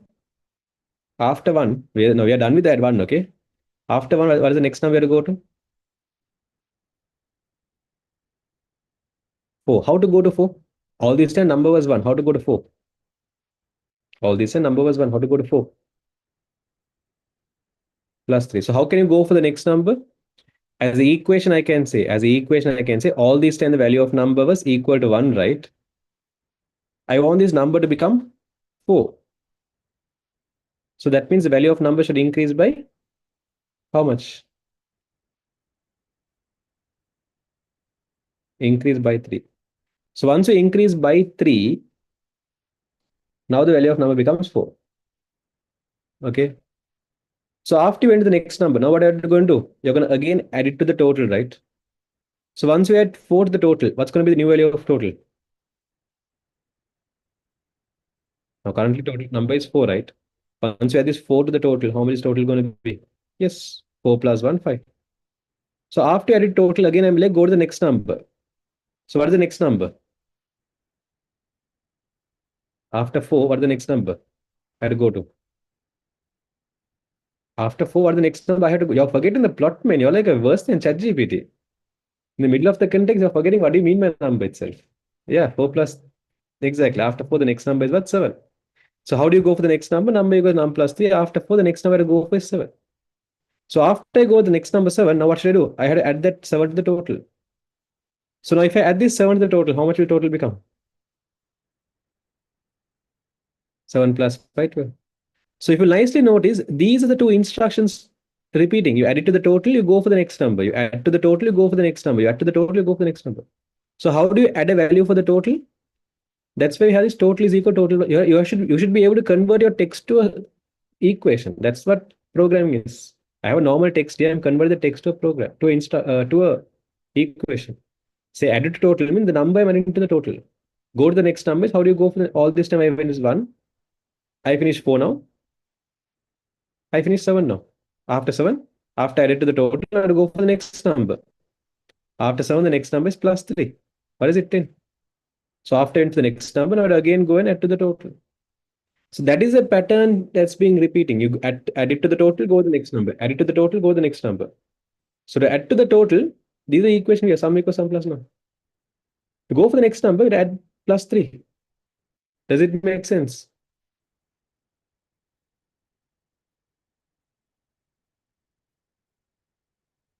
It's the same link, Haizam.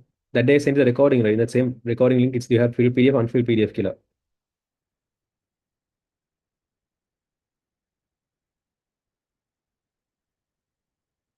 You can do it. At the end of the day, your answer has to be the proper question. Okay. This is the lack of missing the basics, man. Because if I'm always telling you all, you can't. Did I did not come to this basic, these hard stuff today. I'm telling you all. If your pseudocode's basic, if you all don't know what if I give you a program like this, where if I give you a program like, let's say,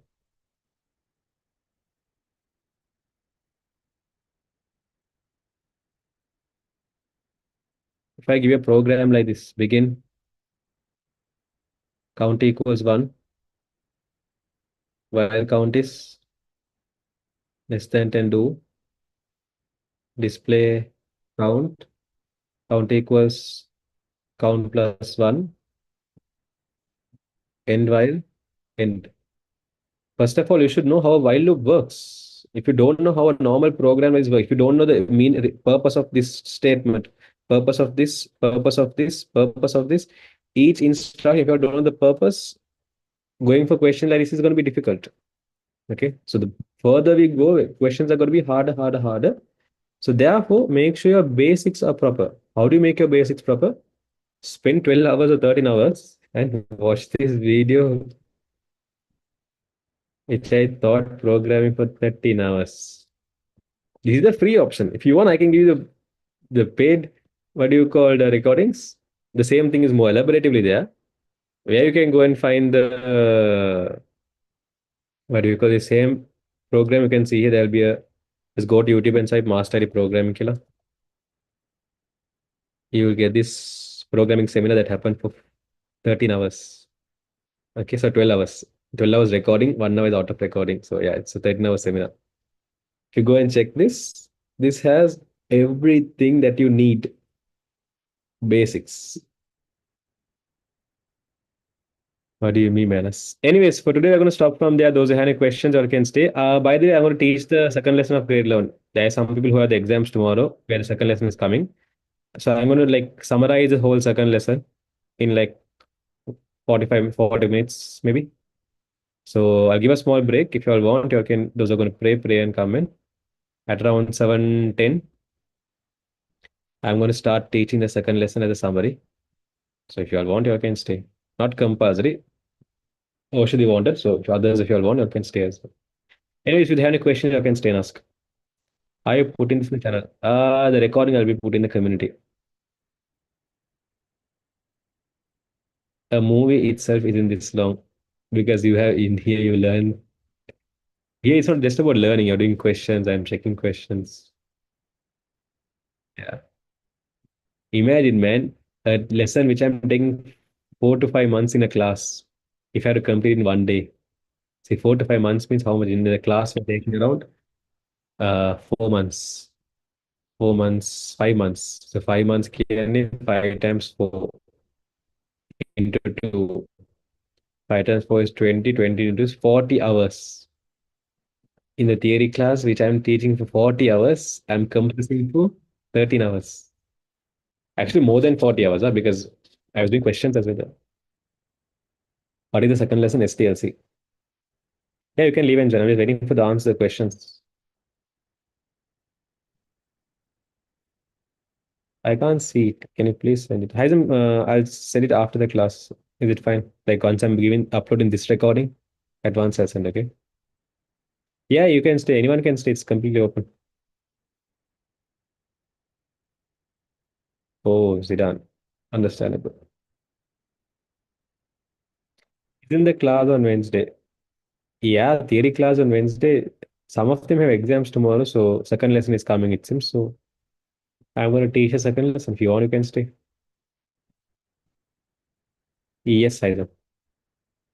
Okay, I'll also pray and come. Others all can stay in the meeting at 7:10.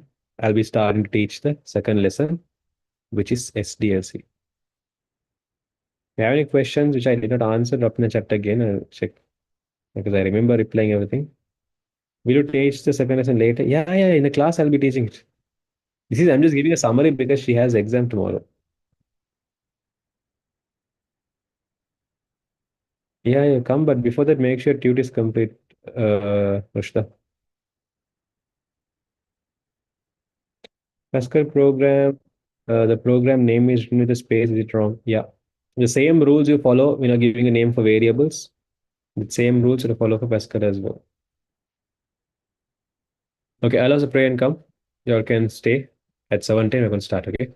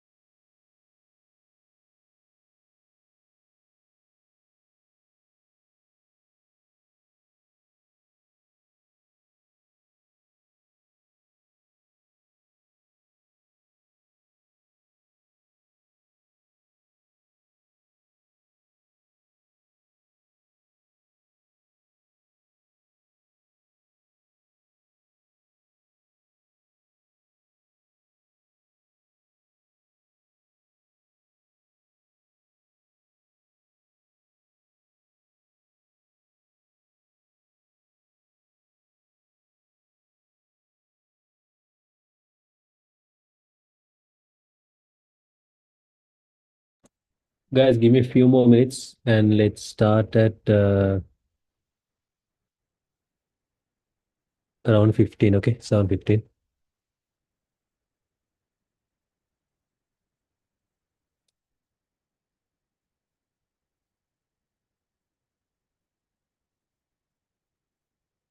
My phone, it shows like 7 o'clock, sir. What is starting at 7 o'clock, Karthika?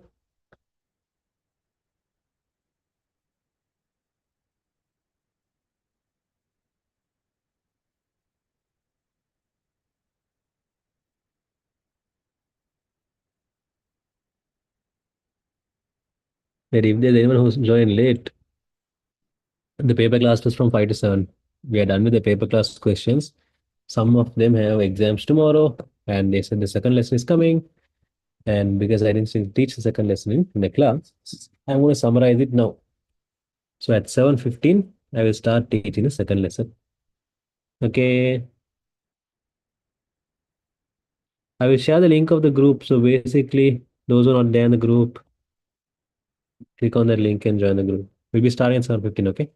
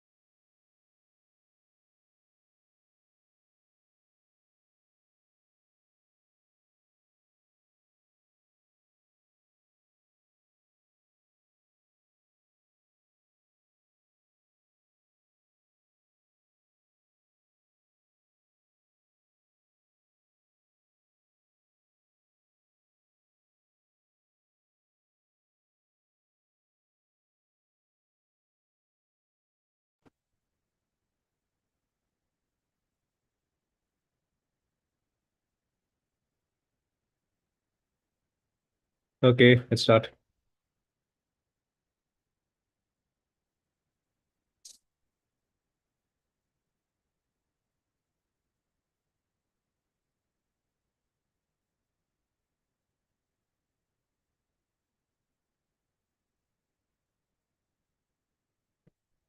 Yes, Mahadi.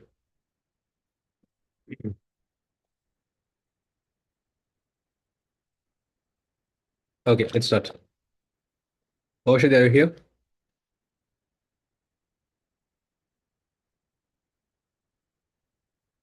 Okay, perfect.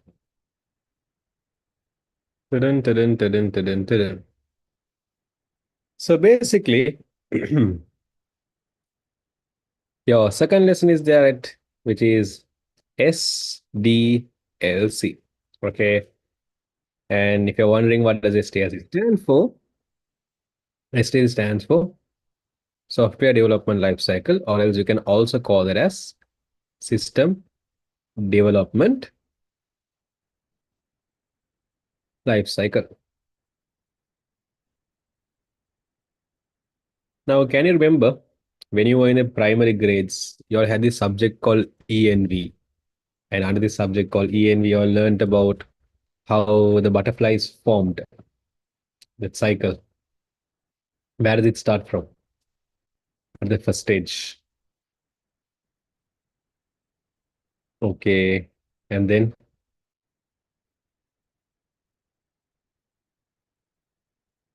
ERA. Interesting. Yeah, you all had the caterpillar, the larva. No, what do you call after the egg? It became the larva, pupa, caterpillar, and then butterfly. Something that you all learn the stages, right? Okay. So just like how you have those stages, just like how you have those stages of how a butterfly is evolved, at once the butterfly doesn't appear, right? Before the butterfly appear, there's like different stages of how that life cycle is. Same thing in systems as when you're creating software, so when you're creating systems as well. Over the night, suddenly a software will not appear. Or over the night, suddenly a system will not appear. There's a process of how this works. Okay. So basically, ENV is basically science, man. If you had a subject called science, then you all will not have a subject called ENV. Both the same, kind of. Anyways, come back to the point. So what happens is when you're when you're developing a software as well. Yes, Ira. There are six stages. Okay. The first stage of is what we call as identifying requirements. I'll explain each of them. Wait. The first stage is something called identifying requirement.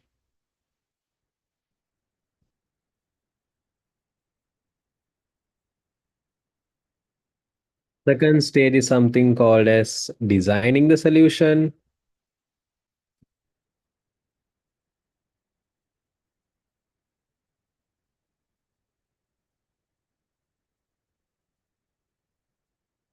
The third stage is something called as implementation,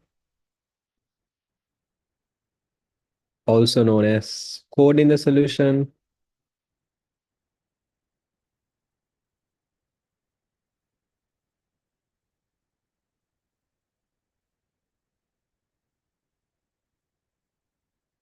The fourth stage is something called as deployment,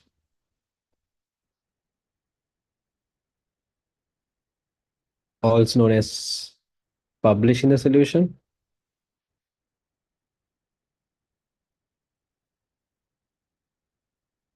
Actually, there's another name for this second phase. Apart from calling it as, apart from calling design solution, I can also call it as a planning phase.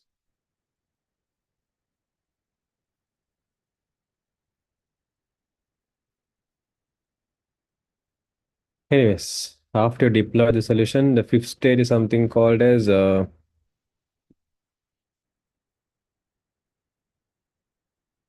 testing and debugging. Sorry.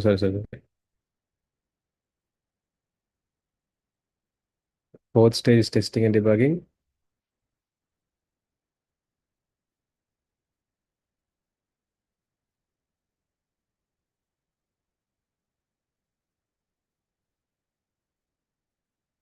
The fifth stage is deployment,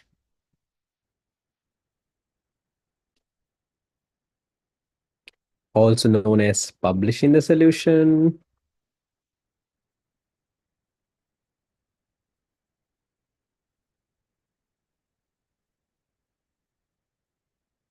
And the final stage is something called as the maintenance stage. So let me explain you one by one what happens in each of this stage. Okay.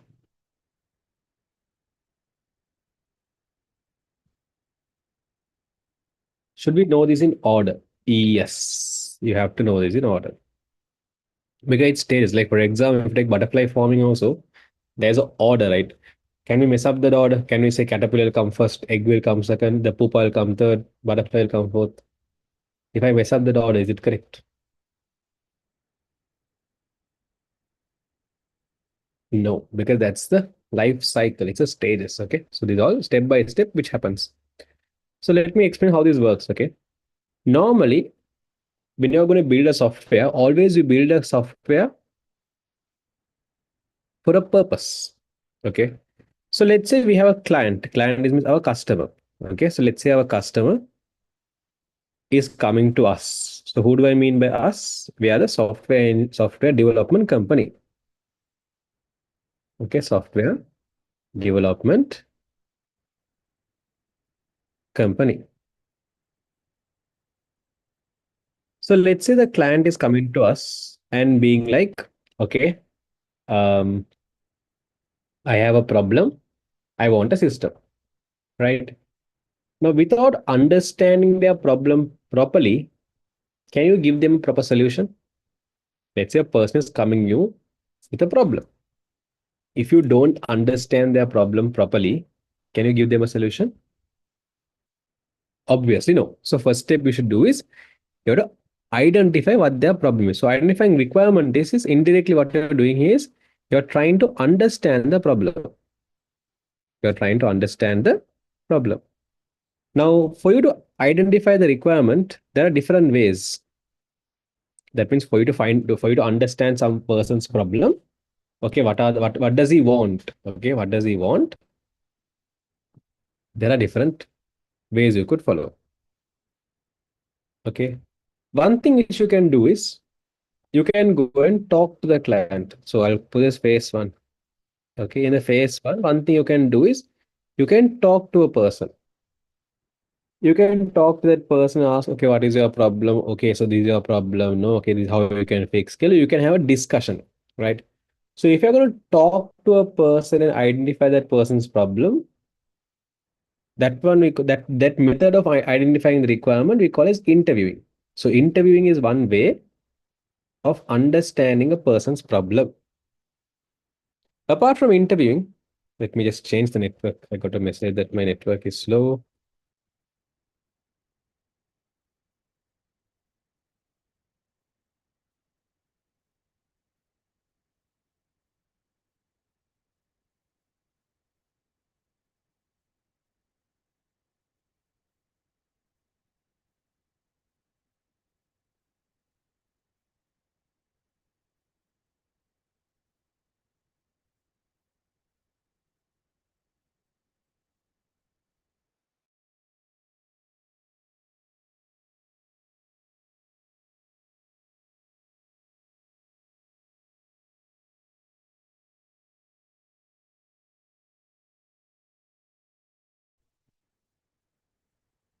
Dun, dun, dun, dun, dun.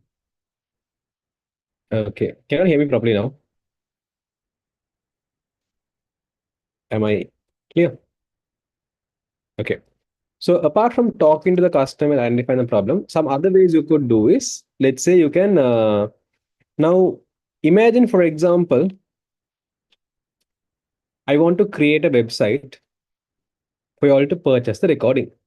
Okay, I want to create a website for you all to purchase the recording. I want to get your ideas of what do you all think I can include in that website. I want to get an idea of how the website should be. Now, currently in this meeting, there's around 40 students. Okay, is it easy for me to come and talk to each of y'all individually?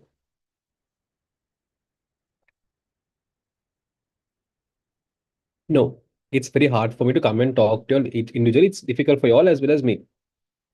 So tell me a method I can give. Let's say I can give you something and I can read your answers later. Tell me a method I can send for all of you all and I can check your answers later. Okay. Let's say we're not in a Zoom meeting currently. Correct forms. I can give all of you a Google form.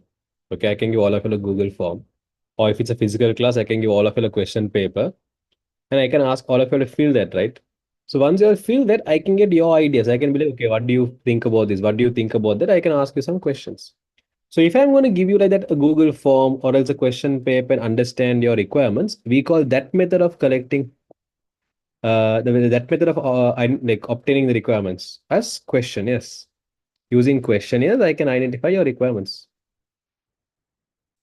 Apart from these two, another method which we have is,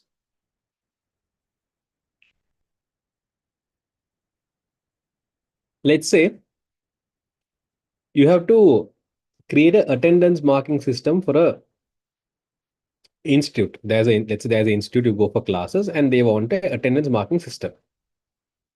Okay. Hana, that's called interview. Speaking is called interview. Like face to face speaking, that's interview.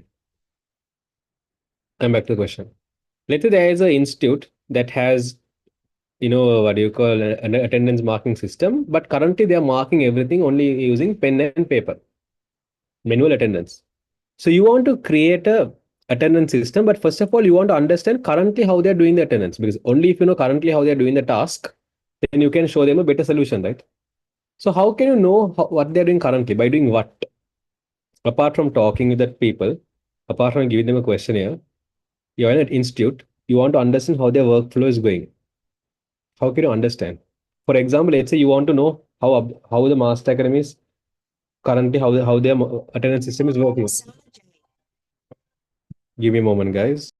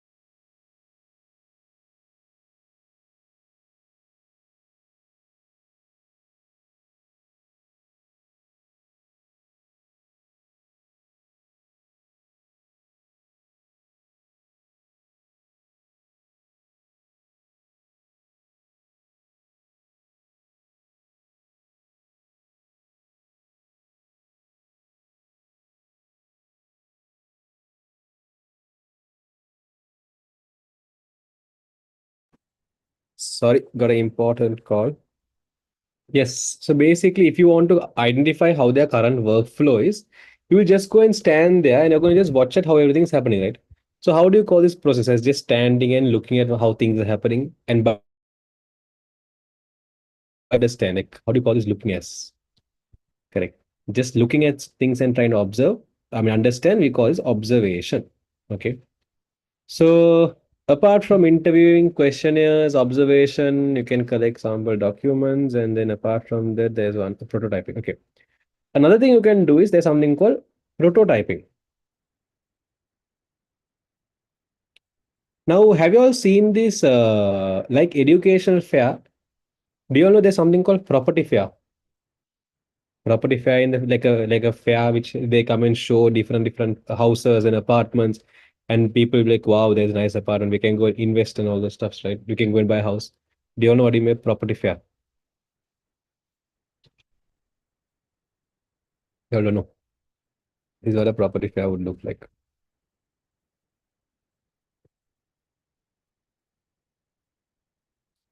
For example, there will be like several people. They'll demonstrate uh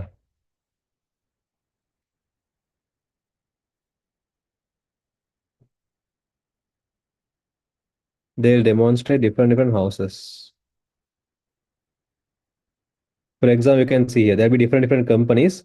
They'll come and demonstrate these houses and show, okay, yeah, this is a house we are going to build, apartment we are going to build. You can come and invest. Kira.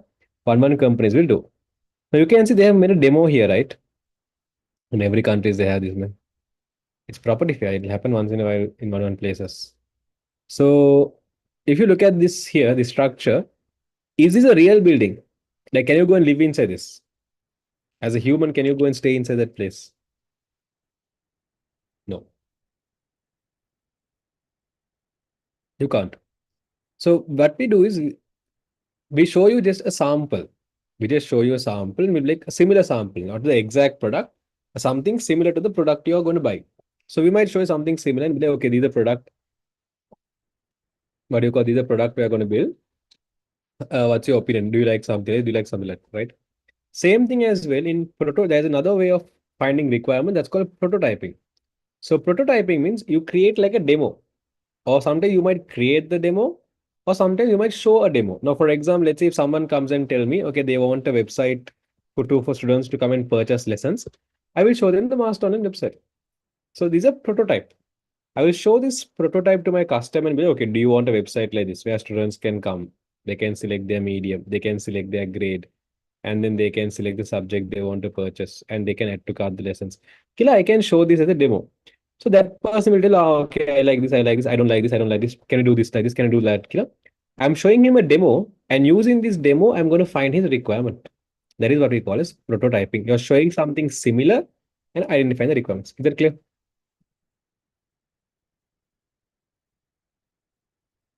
And finally, there's something called as sample document collection. Okay, let's say I ask you to make a system to for report card system. I'm asking you to make a report card system where the students, the parents can look at their child's report card through a website itself. Okay. If you have never ever seen a report card in your life, will you be able to make the system? If you have never seen a physical report card, a proper report card, will you be able to make a system? No. So what are you going to do? You're going to collect you're going to go and collect a document. You're going to collect a particular report card and you're going to observe. You're going to go through the report, not observe. You're going to go through the report card and see, okay, normally report card, what are the details we have contained? In this report card, how are the details mentioned? What are the data mentioned? What are the things we could avoid? Or what are things we could make it better? Blah, blah, blah. Kira? You might collect some documents and go through that document to understand the requirement. You can, by going through that report card, the physical report card, you can understand, okay, how should I make the online website? So sample document collections, you might collect some, depending on the situation, you might collect some documents to understand how to make a system. Is that clear? So these are the 5 different ways you can follow to. Now we have found the person's problem. Okay, we have identified the problem. After you know the problem, what is the second step we should do? Practically, if you know a person's problem, now what you should do the next? Forget about the things I wrote in the page. I'm telling once you know a person's problem, second, what should you do? Correct. Once you know the problem, your second step is to find a solution. We have to come up with a solution. So second step is something called as a planning phase, okay, or as a design and solution phase. Here, what you do is you try to come up with a solution. Like, okay, we can do this, we can do that, we can do this. Killer, you might come up with an idea. Okay, should we collect the sample and then figure it out? Yeah. Now, for example, if I ask you to create a exam paper, okay, if I ask you to create an exam paper for A-levels, okay, an A-level MCQ paper, you have the textbook, you have the theory notes, everything is there. Looking at the theory notes, you will create a A-level exam paper. Can you blindly go and make it? Okay, you have the theory notes. Can you go and blindly make it? If you blindly go and make it, there's a mistake you will do. If you go and blindly make it, there's a mistake you will do. You know what is the mistake you will do? Normally for MCQs, how many options we give? Normally for MCQs, how many options you all have? Four papers, four options, right? If you go for a A-level paper, okay, if you go for a A-level paper, how many options do you have here in MCQ?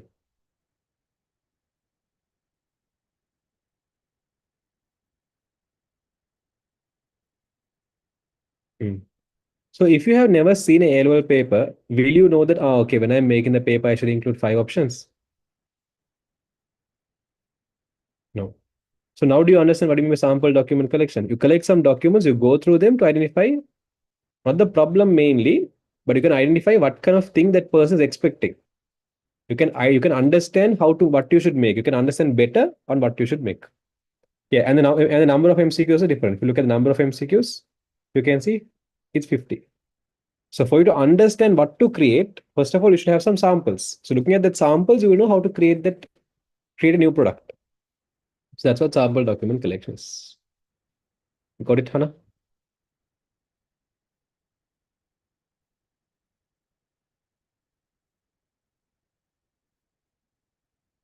Okay, perfect. So once you know the problem, once you know once you know what the requirement is. When I say problem, it's not just about problem. It can be requirement as well. Once you know what the person wants, now you can start making your solution.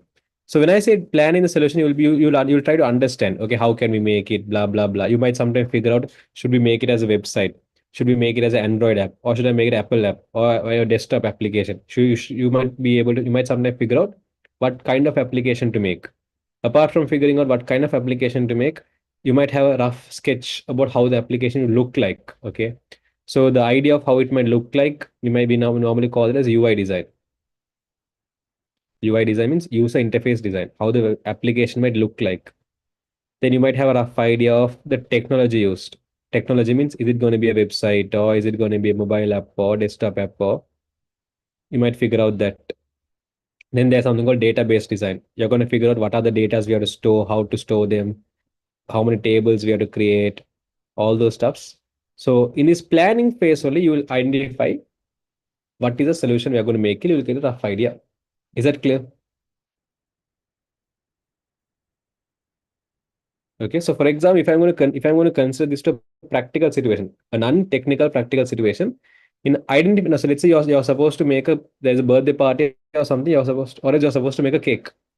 So if you're going to supposed to make in identifying requirements, you might go and find for how many people you have to make. Okay, apart from finding out for how many people you have to make, you might go and find, okay, are there any people who don't like vanilla cake? Are there any people who don't like chocolate cake? So you might go and find out what to make, for how many people to make. That kind of idea you might do in the first stage. In the second stage, you'll be doing the designing. You'll be like, okay, let's make a cake like this. Let's make a cake like that. Let's put the icing like this. Let's put the flavor like this. Okay. Let's do the topping like this. Let's make the shape like this.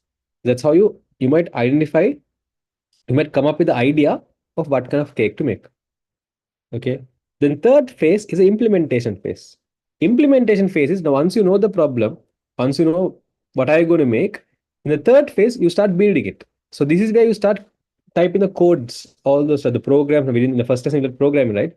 Likewise, you might go and write all the coding stuff. And you might start creating the program in this third phase only. So if I'm going to take this for the cooking example, it is like after you decided what to make, this is the place where you're going to start to cook. You're going to start to make the cake. You're going to start to bake the cake. Tell me, all of you are clear about the first three phases, what happens here, here, and here? Okay. Now, after you make a cake, as soon as it's baked, can you directly go and serve it to people? Do we normally do that? Let's say we're baking a cake, okay?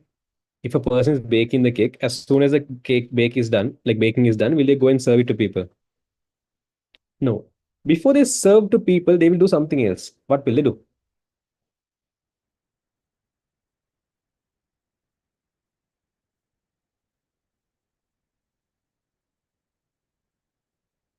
Decorating. Before that, correct is tasting it. Without tasting the cake, if the taste of the cake is so ugly, if it's like you can't even keep it in your mouth, I got to go and serve it for the people. No. So before you serve it, you're going to do something called testing. So in testing and debugging, right? The word debugging means fixing errors. Okay, the word debugging means fixing errors. When you're testing, there could be problems. No, so fixing the problems is what you call as debugging, fixing problem. So what's going to happen here is you're going to take the cake and test. When you take testing, there are methods to test as well. Give it to siblings and let them test and check if they, yeah. I'll come to that, don't worry. So let's say we take the phase 4, okay? Phase 4. So there are step-by-step methods of testing. First thing is something called as unit testing. Second thing we have is something called as integration testing.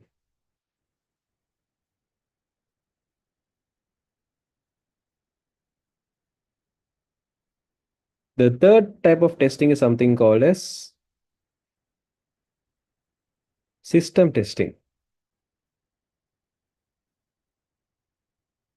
And fourth type of thing is called the user acceptance testing.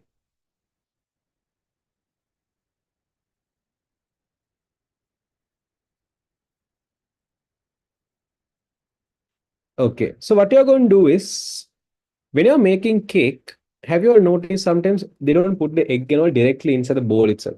Without directly putting egg there, first of all, they might take a dish, they might put the egg in that dish, and secondly, they might transfer that to the bowl. Why?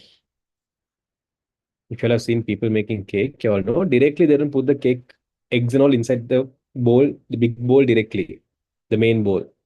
They might first of all take a small dish, put it there, and then transfer. Why?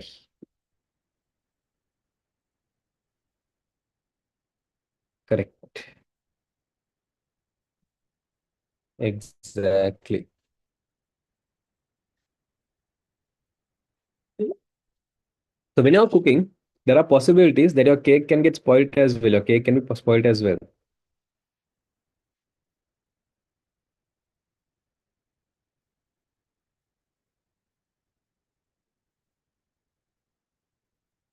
You have to code it, Manish. I mean, there are places you can generate as well, but yeah. Coming back to the plot. So what you're going to do is all of your ingredients before you start mixing into the container, you might test it, right? Same way in unit testing as we have something called unit testing. When you're building an application, what we do is we go and check all these small components. Are they working? Okay. So for example, if you take what you call this master online website, let's say master online website, when I go and click on the add to cart button, okay, when I go and click on the add to cart button, there are multiple changes. One change you will be able to see is that loading should be visible. Second change is the text has to become view cart. The third change is you can see there's the number one came appeared here. Three changes.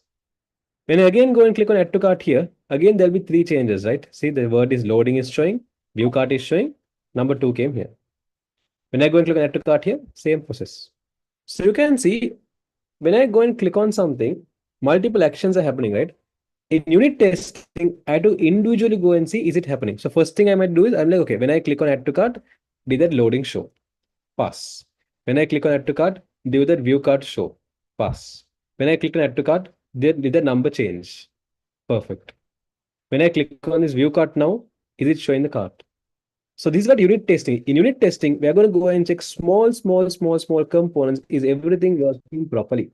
In the cake situation, just like you're checking, is the egg spoiled? Is the flour perfect? Is the salt proper? Something like that.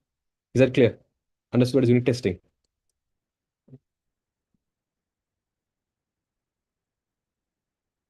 Have you made a cake before? Yeah, Saurabh.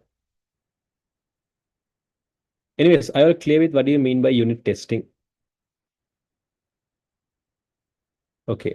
After unit testing, the second type of testing we have is something called as integration testing. In integration testing, what we do is we put all the units together. I mean, not all the units. There are certain units that works together. There are certain units that works together. So integration testing, what we do is we see are these units working together properly. Like for example, this add to cart button which you had here. Okay, when I clicked on add to cart button, there were three things that were happening, right? Did these three things happen randomly or did these three things happen together? Like at the same time, together or separately? Exactly, it was together. All three were done together. It was not three different process. It was not three different process. It was happening together. So integration testing, what we do is we put all these units together and see is it working together. Like for example, if I take this cake example, I told you we put the butter, sugar, flour, egg, all these stuffs, right? So integration testing, what we do is we mix and see is it coming properly. Now let's say you're making cake. Okay, you put this flour, butter, sugar, all those stuffs, and you mixed it. And let's say you're getting a very creamy texture. Okay, if you're getting a creamy texture, that means yes, it is a cake. You're going to make a cake. But without getting a creamy texture, if you're getting a very solid texture, then you have made what? What have you ended up making? No, exactly a dough. What do you make dough? Roti basically. Without making cake, you have ended up making roti. You all know how does roti dough is. Roti and cake is very same, almost close by. Only the ingredients quantity and some stuffs are going to change. Apart from that, making a roti and making what do you call cake is almost same. It's just the quantity of the ingredients and the one ingredient you use is different. Okay. So imagine you put all these ingredients to make a cake and you end up getting a dough. Okay. Okay. You end up getting a roti. So that means have you used these ingredients all together properly? Have you incorporated these ingredients properly? No. So integration testing we do that multiple units we have which we tested are these units working together? That's what integration testing is. Is that clear all of you?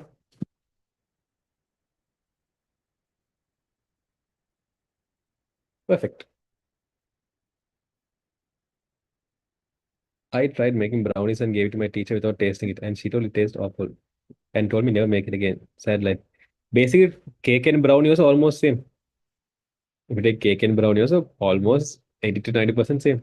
Again, for the ingredient difference, yeah, we change the whole thing. Anyways, come back to the plot.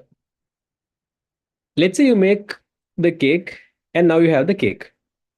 Before we take the cake out of the oven, there's a way how we before we take the cake out of the oven, there's a way we can check is the cake proper. What do we put to the cake and see is it proper before we take it out of the oven? If you'll have seen your parents making. They'll put a toothpick or sometimes they'll put a knife or something. And what happens is when you take the toothpick out or if it is knife out, if nothing is pasting around it, that means the cake is ready. But if something is pasting, then you can't take the cake, you have to keep it for some more time. Okay. So system testing is like you check the full thing. You check the product you're going to make is there, right? You check the full product that you made. Is it working properly? The whole product you made, is it working properly? That is what happens in system testing. Testing the full product, is it proper? Is that clear of you? What is system testing? It's like, for example, checking all the features in the website. Is everything working perfect? Next. Next is user acceptance testing. Now, at the end of the day, are you making cake for yourself? No, you're making this cake to give your friends and family or whatever. So what you did is you called your brother or sister, your sibling, okay? And you're like, okay, taste this cake and see how is it. Now, when that fellow is tasting, if that fellow comes and spit on your face, what does it mean? Does it mean your cake is great?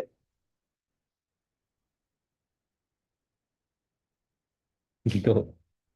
That means cake has some problem. Okay. But let's say that fellow ate the cake and he or she was like, wow, this is the best cake I have eaten. They're appreciating you. Not sarcastically, but realistically, they're appreciating you. So if realistically they're appreciating you for your cake, that means your cake is now what? Good or bad? Yeah, true. You can call that an ambulance as well before tasting. Correct. Now the cake is actually good. Yeah, next second the washroom, then the game over. You have to check the ingredients properly. They will never accept the dish is very tasty. Simple. If they tell bad about your dish, that means your dish is bad. But if they don't tell anything, good Q in that time, and it's good. Simple. So if they be like, okay, chef, it's fine, not bad. They'll be like, not bad. If they say not bad, that means that's equal to good technically. Okay, depends. Mostly the common answer you'll get is not bad, which is equal to good. Because if it's bad, they tell bad. That's what user acceptance testing. So basically, before you go and serve a food to anyone publicly, you might test it, and these are testing process you have. How's the cake you make? Do you all know in what age I started making cake?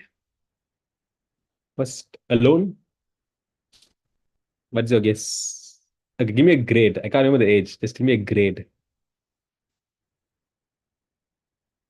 I don't know what was the age that time. Just give me a grade. Yeah, man. What man? You all know about me. You are giving these very big numbers. Sad life. The first grade I made cake. Grade two. Alone. Yeah. Basically, if you take your grade two English book, in your English you have pupils book and workbook now. Take your grade 10 English book, workbook and see in your grade 10, sorry, grade 10, so grade 2 workbook, the black and white book, that one of the lessons is there, they're discussing between three people or something how to make a cake. So that is where I got the ingredients, all those stuff, how to make the cake. And my first cake was made based on that grade 2 alone. Yeah, it came out well actually. Not a chef, but yeah, chef போட்ட அதான சொல்லுவாங்க I think. Were parents able to live out eating it? Yeah, it was made for a large quantity. Everyone ate. Nope. No one got food poison. Everyone enjoyed it. Yeah. You don't have to go to the oven.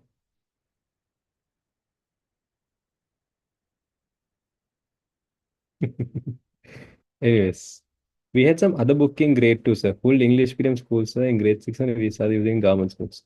Oh, I see. Understand. If you are take the government pub this book, it's different. The whole family went to the washroom after eating that. No, nothing happened. Everyone enjoyed it.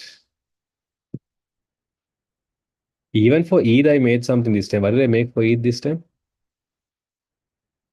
I made lemon zest cake. It was a lemon zest cardamom cake, actually. Do you all know what is lemon? Do you all know what is lemon zest cardamom cake? Do you all know what is mean as the word called zest, first of all?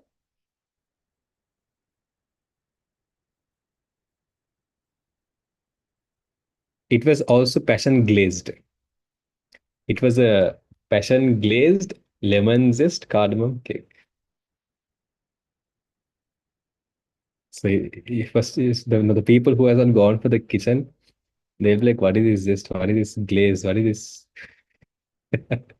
The people live or die. They lived. Anyways, back to the plot. What do you call too late? It's already made. But I messed up one small ingredient, so it was not as expected. I was not happy with how it turned. It was not bad, but I expected one more thing. Yes, come back to the plot. Has he made everything? No, he not eat everything. Yeah, it is. Why should I give y'all? Glazing is what we students do to the teachers for extra marks. Sad life. I don't think I might. Sometimes I might have the photo of it as well. Let's see. When was now?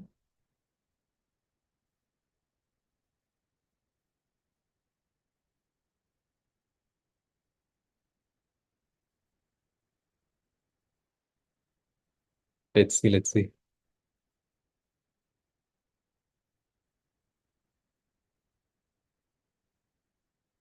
Turn on the switch and utter the wheels. After that, a whole bomb blast will happen away.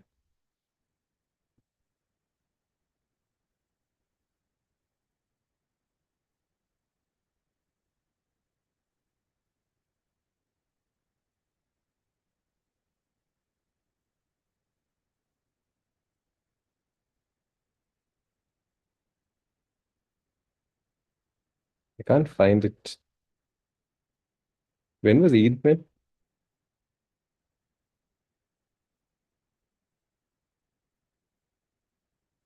Was it in February or March? When was it? My gallery is with so much of stuff. It's hard to search stuff here.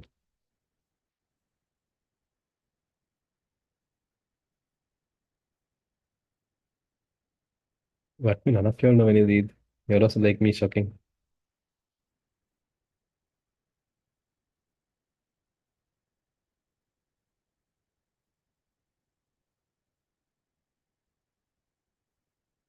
Okay, I think I found it. It's in March.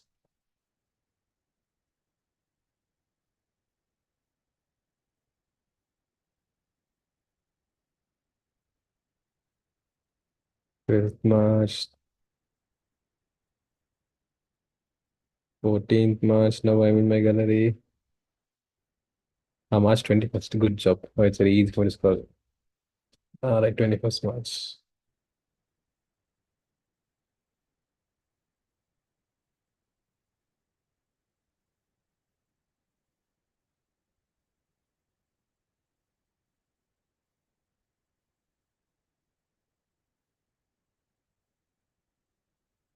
I don't think you can see it properly, but yeah, it's the white color. You can see the passion glaze, but yeah, this is the summer. No, no, it's my gallery. Basically, I have another photo of it. Yeah, yeah. This is before. No, not this.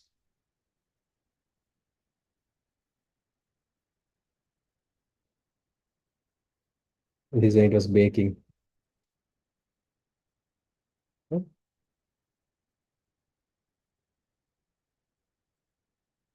And then I have some baking process ones as well. Yes. So the context. Focus on the context. Do you make this alone without anyone's help? I get the help of ChatGPT or else Google or else YouTube for recipes sometimes, or else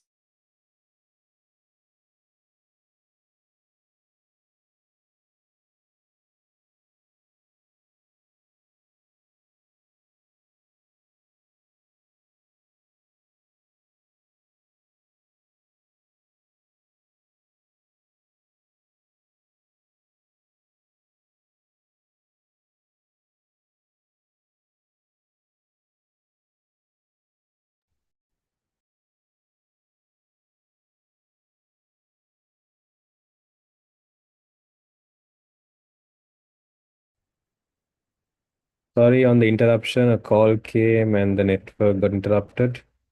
Am I audible? Okay, perfect. So coming back to the plot, that's what testing is. So once you're done testing, the last phase we have, okay, once you're done testing, the next phase we have is something called, so in testing, I told you something called testing and debugging, right? So debugging means when you have those small errors, you fix those errors. That's what you call as debugging. Okay. And next we have something called deployment, publishing. So deployment is like we are releasing the cake to the public. Sorry, releasing the application to the public. Now, when you're publishing, okay, when you're deploying, there are different ways of deploying as well. Okay, different types of deploying. So mostly what we do is we don't follow all the deployment method. We might follow only one of the types of deployment method. So there are four types of deployment. First is something called as direct deployment. So direct deployment means you're going to stop using your old product and start using your new product. That's what direct deployment is. Directly, you're going to replace the old one with new one. Okay. So for example, let's say, what do you call? I'm going to create a attendance system for institute. So let's say in that institute, all these days they were marking the attendance. So let's say in your school, you all know how do they mark attendance, right? In your school, they mark attendance using this one, using the pen and paper in the record books, register book. That's how they mark the attendance now, which is completely manual. So let's say we introduced an automatic system or a computer-based system, and what they did is they stopped using that old system and they started the new system. That's what direct deployment is. You stop the old one and start using the new one. Just like direct deployment, there's another one called parallel deployment. So what happens in parallel deployment is you keep your old and new both of them running. In parallel deployment, what happens is you keep your old device or your old system and new system. Both of them are going to be used until you get used to the new one. Once your new system is perfect, then you might stop using the old one. It's like, for example, some people are there when they buy a new phone. Now, for example, they have their old phone and they will have the new phone. When they go and buy the new phone, some people are there, they'll stop using the old phone. Some people are there, when they buy a new phone, without stop using the old phone, they'll use both together. They'll mainly use the new one only. New one will be mainly used until they get used to it. Once they're perfect, the new one, then only they'll stop using the old one. Tell me, are all of you clear about what do you mean by direct deployment and parallel deployment? Direct deployment, you stop the old one and start using a new system.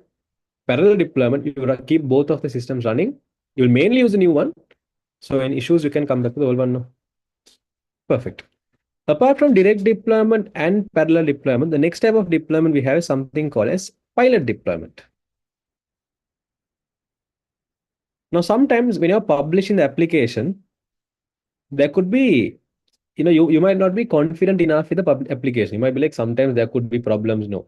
Okay. Now let's take this application like WhatsApp. Let's say WhatsApp is going to introduce a new feature and they are scared of the problems that can happen by that new feature.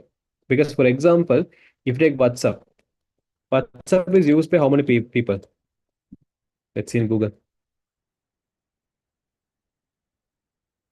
WhatsApp is used by over 3.3 billion people. Oh, monthly 3.3 billion. So total how much? Yeah, mostly around more than 3.3 billion people are there. Now imagine WhatsApp brought a new feature and everyone started having a problem. So now how many complaints they're going to get averagely? Let's say everyone is going to complain. Averagely, how many complaints they're going to get? Correct. They're going to get 3.3 billion complaints. Okay. But let's say without introducing for the whole world, let's say WhatsApp went and introduced to only the people in Spain. Okay. Without introducing a feature for everyone, they're going to introduce only for the people in Spain. Now what will happen for them? The amount of, like, let's say problem is there in the application. Will they have too many complaints? Yes, no issues, Adra. Will they have too many complaints? No. So sometimes when you're deploying means publishing, okay? When we are publishing the application, without publishing for everyone, we might publish only for a group of people. Like, for example, if you take if you take the our online class website, I made the website in 2024. The master ID website was officially published for everyone to use in 2024 January. But what I did was, before I published in 2024 January, I gave the master ID website to be used for the online grade 11 students. Not everyone. Selected online grade 11 students, I asked them, what do you call, to purchase the classes or through the website, and just let me know how their feedback is. So that means before I publicly publish, first of all, I'm going to publish only for a small group of people. So I know their reviews and all those stuffs. So after that, once they have used the application and once they tell me the problems and issues and all those stuff, so suggestions, once everything is running perfectly, once all my grade loan students are like, okay, everything is working perfectly, now I might release an application for everyone. So pilot deployment is where, without releasing a feature for everyone, you might release it only for a group of people, a small group. And if there is no problems there and everyone is happy with it, then only you might give it for everyone. That's what pilot deployment is. Is that clear?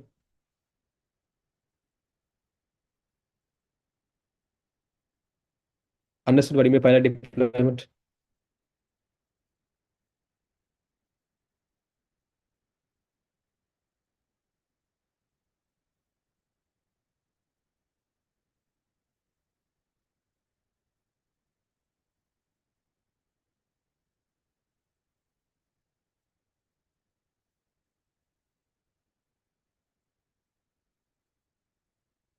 Okay. So tell me, if there is a, what do you call this, report card generating system, if I'm going, let's say currently the school uses the pen and paper, the manual method to mark the report card. And let's say school stopped using that manual method and they started using this report card system. What type of deployment that is? They stopped the old one and they started the new one. You can put to charge a news mail. Perfect. Direct deployment. Let's say when releasing this report card system, without releasing for all the grades, we decided to release this only for grade 6, 7, 8. So only grade 6, 7, 8 is using the report card system, the computer-based system. Other all the grades are using the normal manual system. What type of deployment is this? Perfect. Pilot deployment. So pilot deployment is small group of people only, not everyone. If you have any questions, ask. Huh? The last and final type of deployment is something called as phased deployment. In phased deployment, what happens is without releasing the full application at once, you might release only part by part of the application. Like for example, if you take this Master Online website, initially the website had only the option to purchase classes. You can purchase the classes only. You can't even the tute request did not happen automatically. Earlier, I used to give Google Forms to fill, and using the Google formula, I used to send the tute initially. Okay. So gradually, what happened is initially the website had only lesson purchasing. Then we incorporated the tutes. Then we incorporated earlier you can watch recording, but you can't purchase all recordings. Now you can purchase all recordings as well, lesson wise. I mean, the what you call week wise, right? So in phase deployment, without releasing the full application at once, you're going to release a part of the application, version 1, and then you're going to release the version 2, then version 3, something like that. Is that clear? Understood phase deployment. Little by little, you're going to release more and more features. At once, you're not going to release all the features. Little by little, you're going to increase and release features. Perfect. Then, once you're done, if you have any questions, ask. Huh? Like the same thing, but different versions. Like, for example, if you take WhatsApp, okay? Did WhatsApp have these features of channels 5 years back? No. Initially, what did WhatsApp have? WhatsApp had the option only to message. Version 1 is only message. In version 2, what did they do? They brought option called message and call. Now they brought a new feature. Now you can call people as well. Okay. Then they brought the version 3. Now you can post status as well. So message plus call plus status. Kind of that. Now does it make sense? What do you mean phase deployment? These are first phase, second phase, third phase. Without releasing the full thing at once, little by little making the application better and better and better. Got it? So they'll change the whole thing and add new ones. Not change the whole thing in the sense, it's like, for example, building houses. When you're building houses, you can build the whole house at once. Some people are there, they might only build the first floor and they might start living in the first floor. While staying in the first floor, they might build a second floor. Sometimes after they're staying a second floor, while they're staying in the second floor, they might go and build the third floor. Like that. Got it? So while you're staying in one floor, you might build upstairs. So it's like add-on. You're adding more and more features.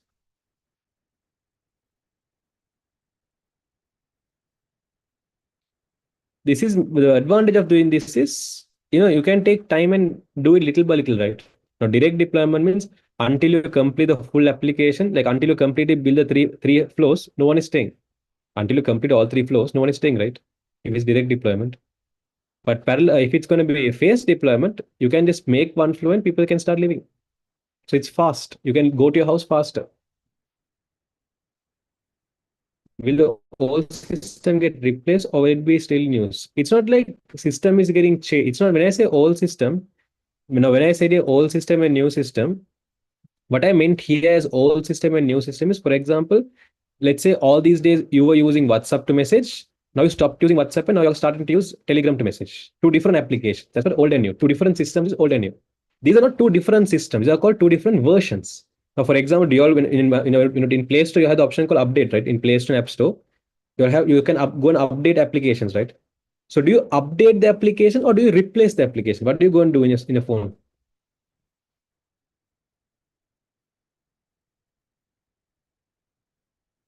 You update. When you update, is the name of the application changing?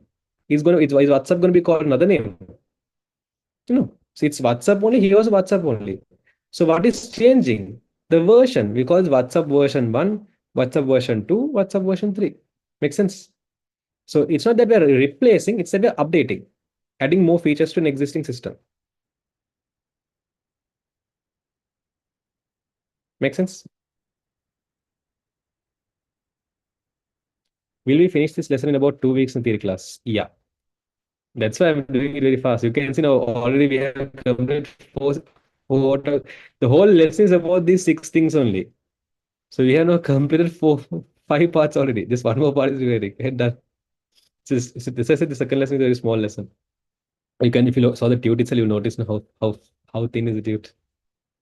Anyways, after deployment, so basically these are the 4 methods to publish. Mostly we will select one of the methods. Okay, we will select one of the method. Yeah, kind of. So we will select one of the methods and we might publish the application based on that. And maintenance is after you publish the application, there'll be small changes. Like for example, after you build the house, you might have this, what you call change the bulbs, changing the taps, small missed corrections. Like for example, let's say in a website, so a resident might come and tell, okay, let's change the logo here. Let's change the picture here. Huh? Let's change the heading name here. That's what maintenance is. These small changes, not a big change, not a feature change, but these small changes they have. That's what maintenance is. Is that clear, all of you? Yes, Aya, that's how the whole lesson is, how the whole textbook is maintained. Okay, so the simply saying the whole lesson is based on this. So apart from knowing these 6 phases, the second main thing, the second main thing you're expected to know in this question is how do you follow these phases? So when you're following these phases, there are 2 ways you could follow. When you're following these 6 steps, there are 2 ways you could follow these 6 steps. Okay, that is, I'll consider these phases as washing plate, an example of washing plate. Okay,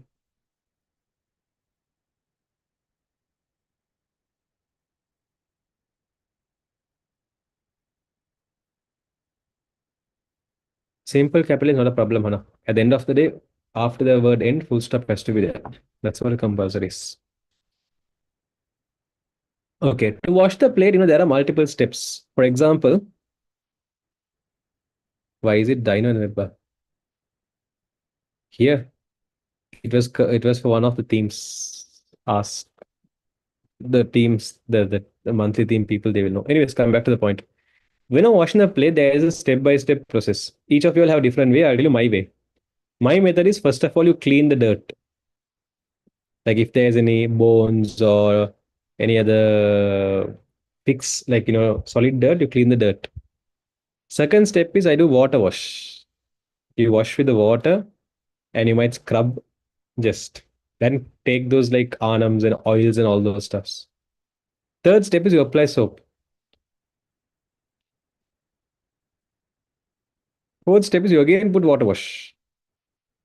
And fifth step, some people they dry it. I'm going to ignore that step for now. Okay, so these are step to wash a plate. You might first of all take all the dirts in the plate, wash with water, apply soap, and again wash that soap as well. Okay. Now, there are different ways how you can approach this, how you can follow these steps. Imagine we had 3 plates to wash. Okay. I'll call this plate 1, plate 2, and plate 3. So how many plates we have to wash at the end of the day?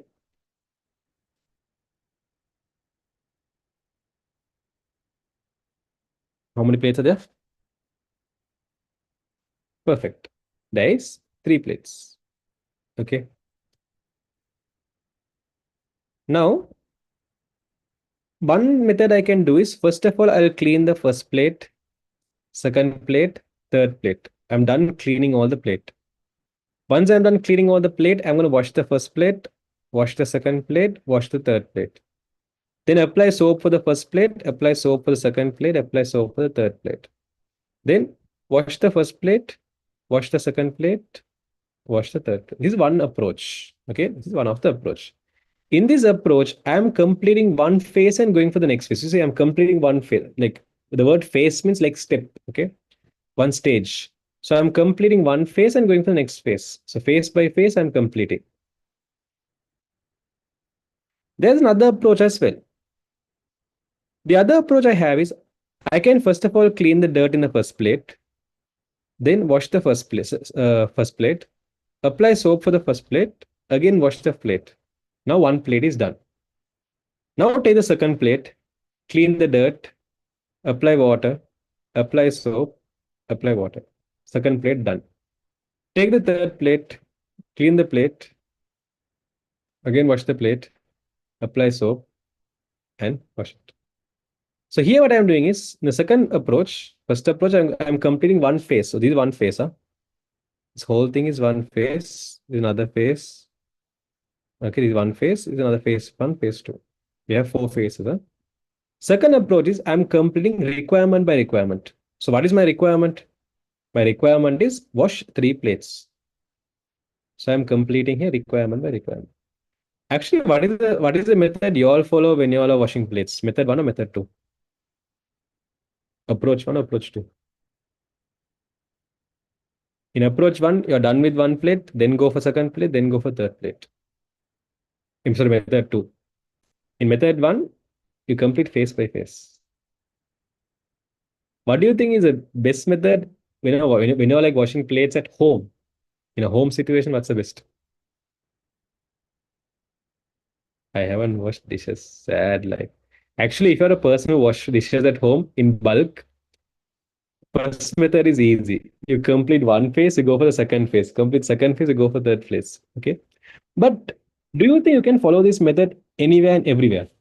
Is that the best method to follow everywhere? No. Imagine, for example, you're in a function, you're in a party, okay, and you have a limited amount of plates, right? So people are giving you the plate to wash, and we are reusing that plate. Now imagine if you're going to go face by face. 100 people are waiting for you to finish washing the plates to get a new second, the next person to get a plate. They have to wait till you finish washing 100 plates. So in those situations, if you're going to wash, what do you call face by face, it's going to take time. So those situations, you have to complete one plate, wash a second plate, give it, third plate, give it. So depending on the situation, you have to choose which method. So if you're going to go in a method like this, you all should know how to do the housework, man. Have you all washed your home bathroom? Have you all washed your house washroom? If you'll have done it, good. Nothing, your parents, I have to go and talk to your parents and ask to give you all some utuvela, some housework.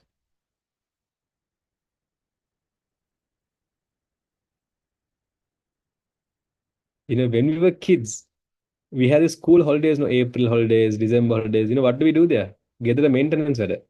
We used to wash the hall, wash the wash. I was expert in washing the washroom. We have a competition between our siblings. Basically, my siblings are both useless. They see that as a problem. But yeah, even now I used to wash the washroom once in a while if the maid is not there. But yeah, learn. Should know all these home skills. It's basics, man. It's basics. Yeah, that's good. I appreciate it, mother. Yeah. It's what is the problem? It's fun. I'll go and tell your parents. It's fun. Do it for children. Okay, so if you're going to go in a phase by phase approach, we call this as a waterfall method. It is fun, man. And if you're going to go in this, what do you call the requirement by requirement approach, we call that as a iterative incremental model. Iterative incremental method. So when you're developing application, there are two approaches. One of the approach is waterfall method. Second method is or we call it waterfall model and iterative incremental model. Model means method. Huh? So there are two methods in developing applications. In iterative incremental, you complete for one requirement. So in iterative incremental, after you what do you call, have used the soap once, so you're again coming to use the soap in the next for the next dish. Okay, and again you'll come to use the soap in the next dish. So it's like you're using the soap and you stop using and do some other task and again come using the soap. Then stop using, do some task and again come, right? So iterative incremental model, you repeatedly visit certain places. But waterfall model, you don't repeatedly go. You just finish one thing, halas, game over. Then second thing, halas, game over. Like that. Anyways, I will clear between what do you mean by waterfall model and the iterative increment model when you're following these steps. You're adding fuel to the fire. No, it's fun. You used to clean the hall, wash the. Isn't that disgusting? What is disgusting? Aren't you using the washroom? If you're eating, if you're using a plate to eat, you should know how to wash the plate. If you're using the washroom to for your day-to-day activities, you should know how to wash the washroom.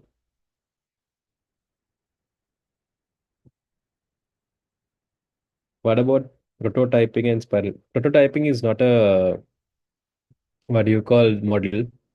Prototyping is a method of identifying requirement. Spiral is basically iterative increment model. There's nothing big difference. You had no these two methods. Anyways, that's the whole second lesson. It's there in the book. No.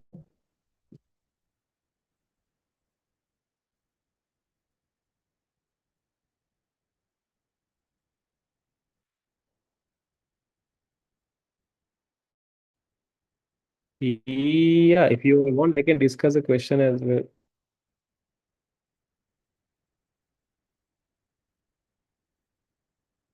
This fast. That's why I said second lesson is very, very small. Just 1.5 hours, we have played the whole lesson.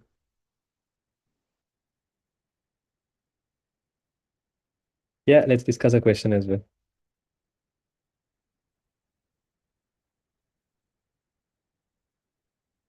Ta-dam, ta-dam, ta-dam, ta-dam, ta-dam, ta-dam, ta-dam.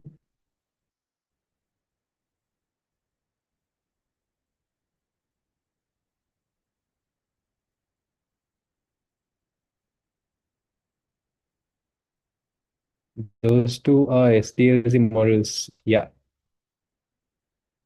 software development lifecycle models. Models means the different ways. Incremental model is like cleaning the plate by plate. Yes, requirement by requirement. The word iterative means repeating. Incremental means increasing. Okay, so you're without making everything at once, little by little you're increasing. Iterative increment, little by little increasing, which means it's like you're again going to come to that same place. See the apply you're going to use. If you look at the waterfall model, you use the soap at once. You apply the soap for all three at once, right? But iterative increment model, you use the soap here, then you did the step 4, step 5, step 6 without the soap, and again step 7, you again came and made the soap. So it's like you stop using soap, you went and did some other task, and you again come. So you again come. Repeatedly, you're coming there. Why is it taking time? Do I have the textbook with me anyways here? Grade 11. Okay, I have the textbook. Why am I searching here? Grade 61.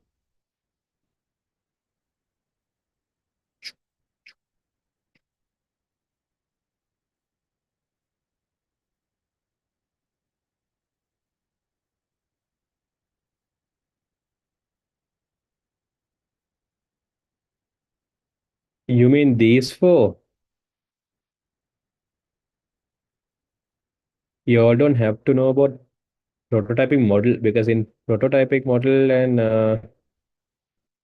what do you call I'm not sure about what prototyping model is. But spiral model is almost, I have to check what prototype model is, but spiral model is just like the iterative increment model. There's no big difference. Okay, I have to check what prototyping model is. But spiral model is where it works like, because basically, even though we learn the iterative incremental, there is one model called iterative model, and there's another model called increment model. These are two different models, to be honest. And both of these models are used together, and we call it iterative incremental.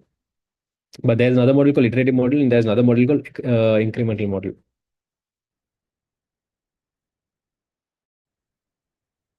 Okay, let's do a question.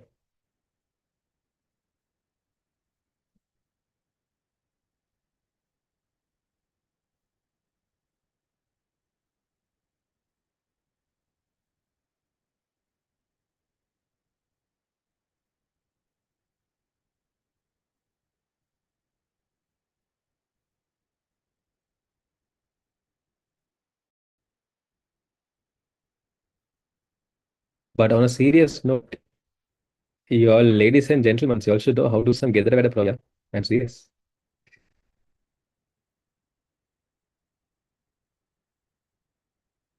You're like acting like babies.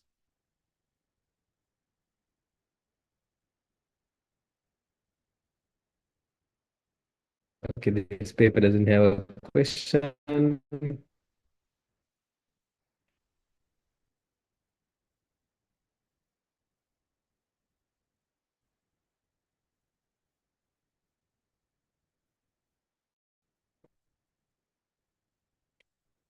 I just like add some more fuel and may the fire some more burn brightly.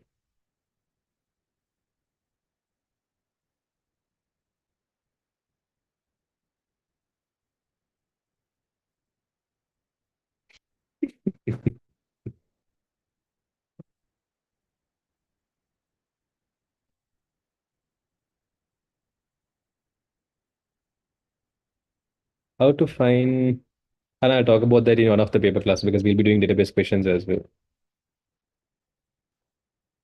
Why is it so slow?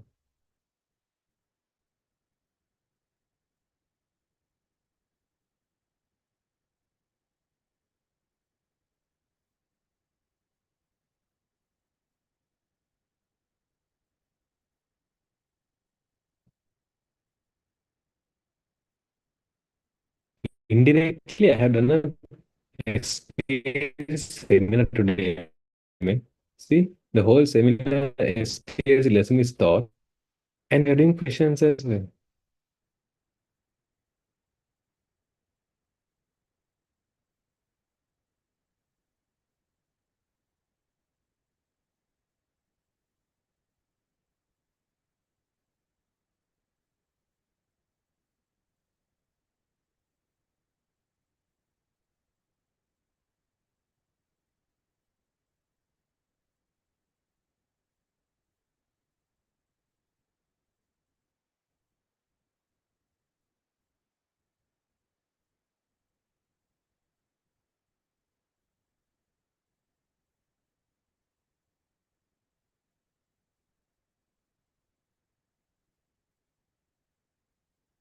I'll give you all 5 minutes. Try to do this question. Let's do this question. Depends. Like, some schools they take it as first time, some schools they take it second time. Let's try to do a second time paper here.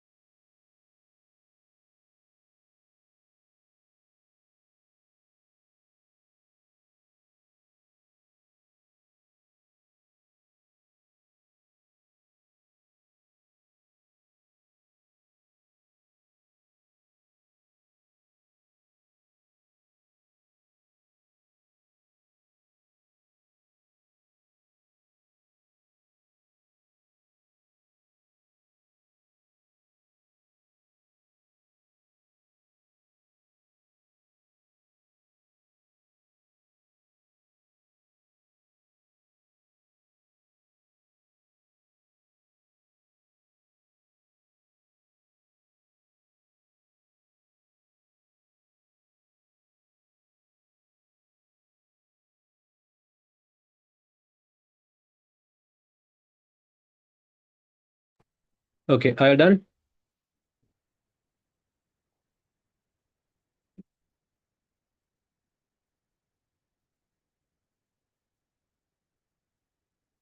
What are you discussing with me, jobless people?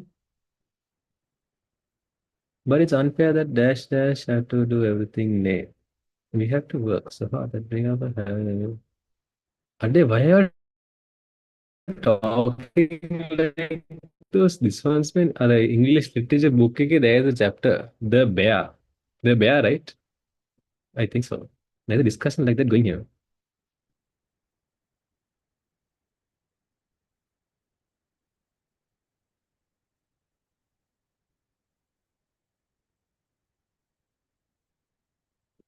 Have you learned that literature lesson?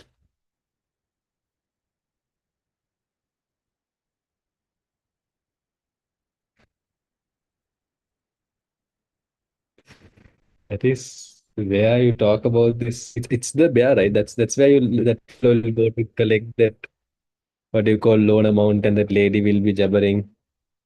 Yes, the bear by Anton Chekhov.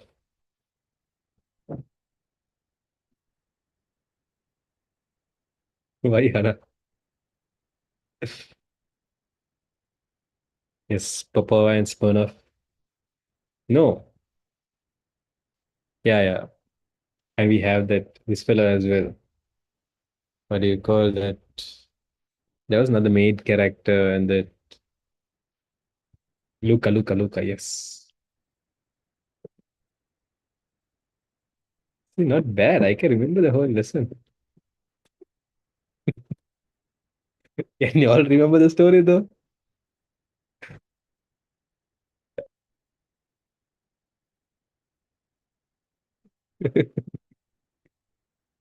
Anyways, I am done with this question. Long time back. I hated literature, so don't worry. I was not much enjoying it. Yes, I mean, I hope that doesn't happen here though. It's better than the Twilight of a Crane. Twilight of a Crane, it's a very heartbreaking story. It's like sacrifice and then what do you call it? No, I'm saying the story. Story wise, Twilight of a Crane is a very emotional story. Okay, now can both of you focus in the class? They're talking like Vatyamas and Vatyankas. How many of you did this question? Raise your hand in Zoom if you know the found the answer.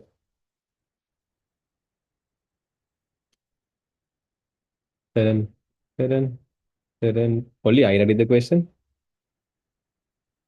Others connect with Karine. Sad life. The three of you at least have done. Good. The manager of XYZ Bank, you're still doing. Any one of you all want some more time to do this question? Okay, let's start. The manager of XYZ Bank proposed to introduce a new computer-based system to replace the existing manual system. The computer-based system is expected to improve the performance. DPJ software company was assigned to develop this computer. Okay. Sandamit of DPJ company identified the requirements properly. Swapna.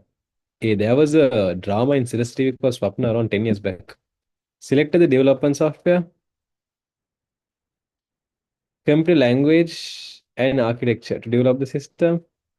Anishka, good. Develop the system. Okay.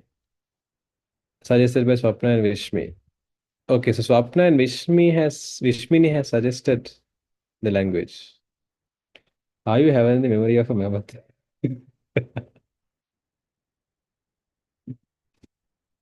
I still can remember Swapna, Suraj, those characters.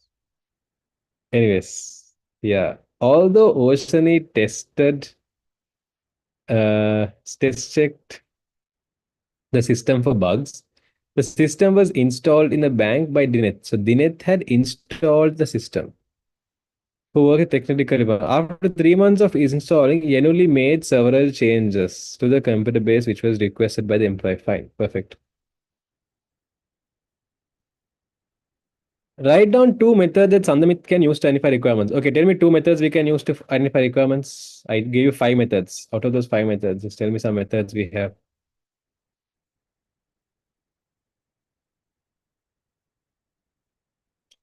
I give another name for forms. We call them as questionnaires. Yes, we have interviewing,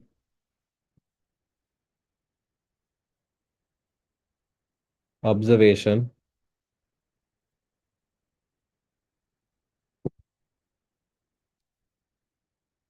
prototyping, and one more, sample, document, selection. So out of these, if you mention any two answers, put 2 marks there, okay? Any questions? Drop in the chat. Who has done the design of the solution? Mara English. Who did the designing of the solution? Okay, who did the designing of the solution? Who did the designing phase? What answer you all wrote? The characters we have a fellow called Sandamit. Another character we have in this company is Swapna. Another character we have in this company is Anishka. Mara names, huh, we have. Another character we have here is Vishmini. Another character we have is Oshani. Another character we have is Dineth. And then we have Yenuli. Okay, all of you are saying Swapna. I am saying apart from Swapna, there was another person as well who did the designing phase.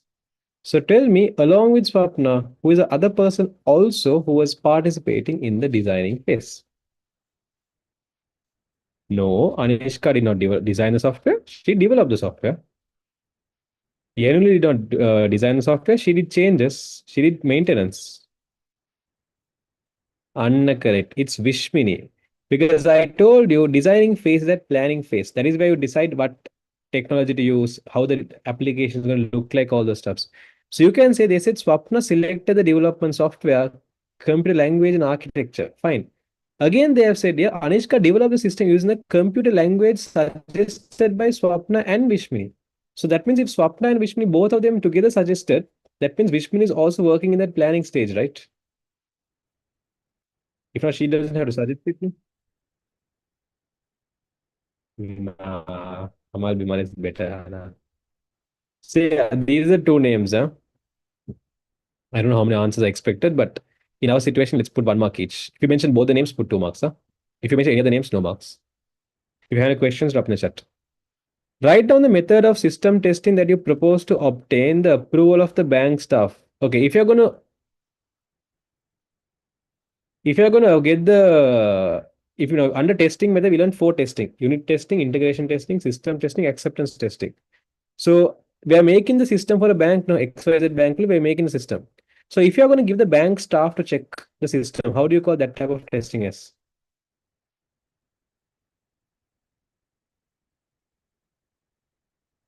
How do you identify the planning stage? In the planning stage only, you do all this figuring out the solution. I said in planning stage, we do the UI design, figure out the technology, database design. So what is the programming language you're going to use? What type of devices you're going to make? So here they have said, Swapna selected the development software. So selecting a software is planning, right? Like selecting, should I make this application using PHP or Python or is Java or JavaScript? These are all programming language. So figuring out what language I have to use, that's a part of this one, designing, planning phase. Okay. So you can see computer language was suggested by Vishmini and Swapna. So that means Vishmini has been participating in the planning phase. Is that clear, Kill? Hmm. What if I got only one name correct? Then only 1 mark. 1 mark for Swapna, 1 mark for Vishwini. So keep in mind, when they say user acceptance testing, the user acceptance testing is done by our end user. Now we are making the software for some people to use. No, the final end users. So if the end user, the people who are going to use the application, if they're going to test the system, we call that as user acceptance testing. Okay, so answer is user acceptance testing. If you don't use acceptance testing, put 1 mark there. Or acceptance testing. We just mentioned acceptance testing or user acceptance testing. Any of the words, put 1 mark. What system deployment method you suggest for this computer based banking system? Give reasons. What is the solution you're going to give? What is the type of deployment you think they have to follow? Why pilot deployment?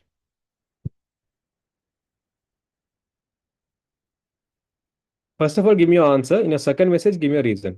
Send us two different answers. Okay, I got one answer. Others, what's your answer? Others,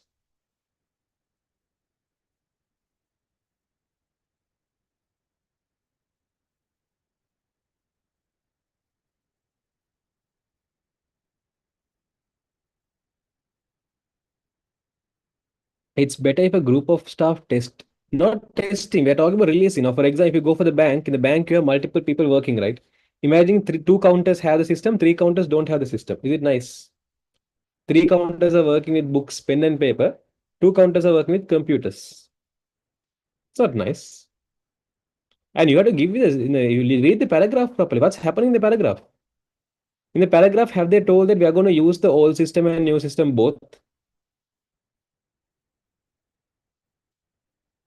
No. But what are they saying we're going to do for the old system? In the paragraph, they have said that we're going to do something for the old system. What are we going to do? Replace. So replace means what? You stop using the old one and start using the new one. So what do you call that type of deployment as? Replacing the old one with the new one? Yes. Anna correct. So the answer here is direct deployment. And your reason should be because the bank wanted to replace the existing manual system. Is that clear?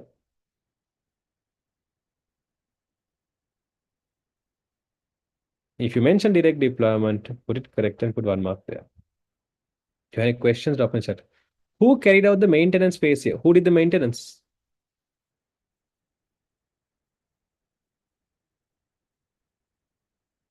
Correct. Yenuli did the maintenance. So if you wrote Yenuli there, put 1 mark there.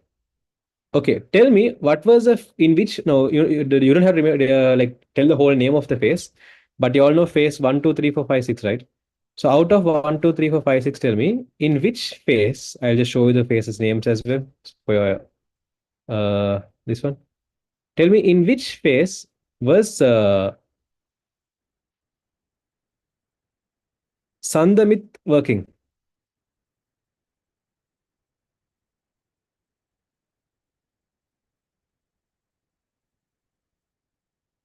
1, 2, 3, 4, 5, or 6. In which phase was Sandamit working? 1, 2, 3, 4, 5, or 6. Correct. Sandamit was working phase one. Why was he working phase one? See, he was supposed to identify the requirements properly. In which phase was Swapna? We already found Swapna and Vishmini. We already found both of them were working phase two, designing phase. I already gave the reason. Okay. Which phase was Anishka working in?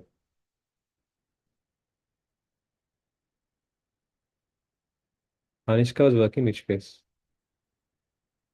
See, Anishka developed the system. She only made the system. So who is doing the making? Coding. Yes, making the system means I said baking the cake, making the cake, coding it. So implementation. That means Anishka was there in phase three. And then Oshani, what did she do? She tested blah blah blah. So she was there in which phase? Perfect. She was there in phase four. Which phase was Dinet there? Dinet only installed it in the bank. Yes, when you say publishing, publishing means it can also tell about, going and installing it also considers publishing. Huh? In publishing phase, sometimes we might go and install it, or else we might go and publish it to App Play Store, App Store, or we might go and put it on a website. We might go and upload it to a server. So depending on the situation, the way you publish might differ, but deployment means publishing. Huh? So Dinet was doing the phase five, and like we said earlier, Emily was doing the maintenance phase. Are you all now perfectly clear of handling SDLC question? That's all right. No put that.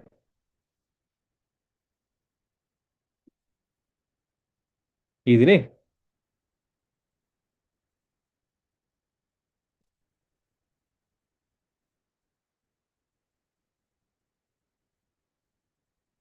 Yeah, no.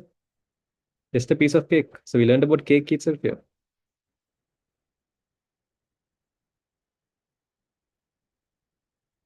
Yes. Anyways, with that, we're done. And yeah, Oshri, are you clear? Because you're the one who wanted it.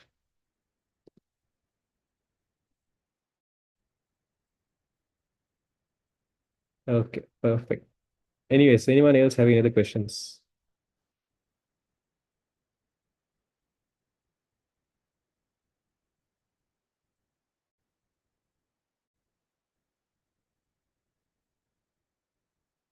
Okay, so as there are no other questions, I'm going to end the meeting. Walaikum salam. I sent you a message about a week ago. Go join the class. Sorry. Hana Nikhil sent me a message. Remind now. So the video chat comes to the top and I'll reply within tonight or tomorrow. I have a very bad habit which fix. I should reply messages. My school teacher taught this in 2 days. Didn't get a single thing. Now I get it. This lesson is very easy, man. There's nothing big.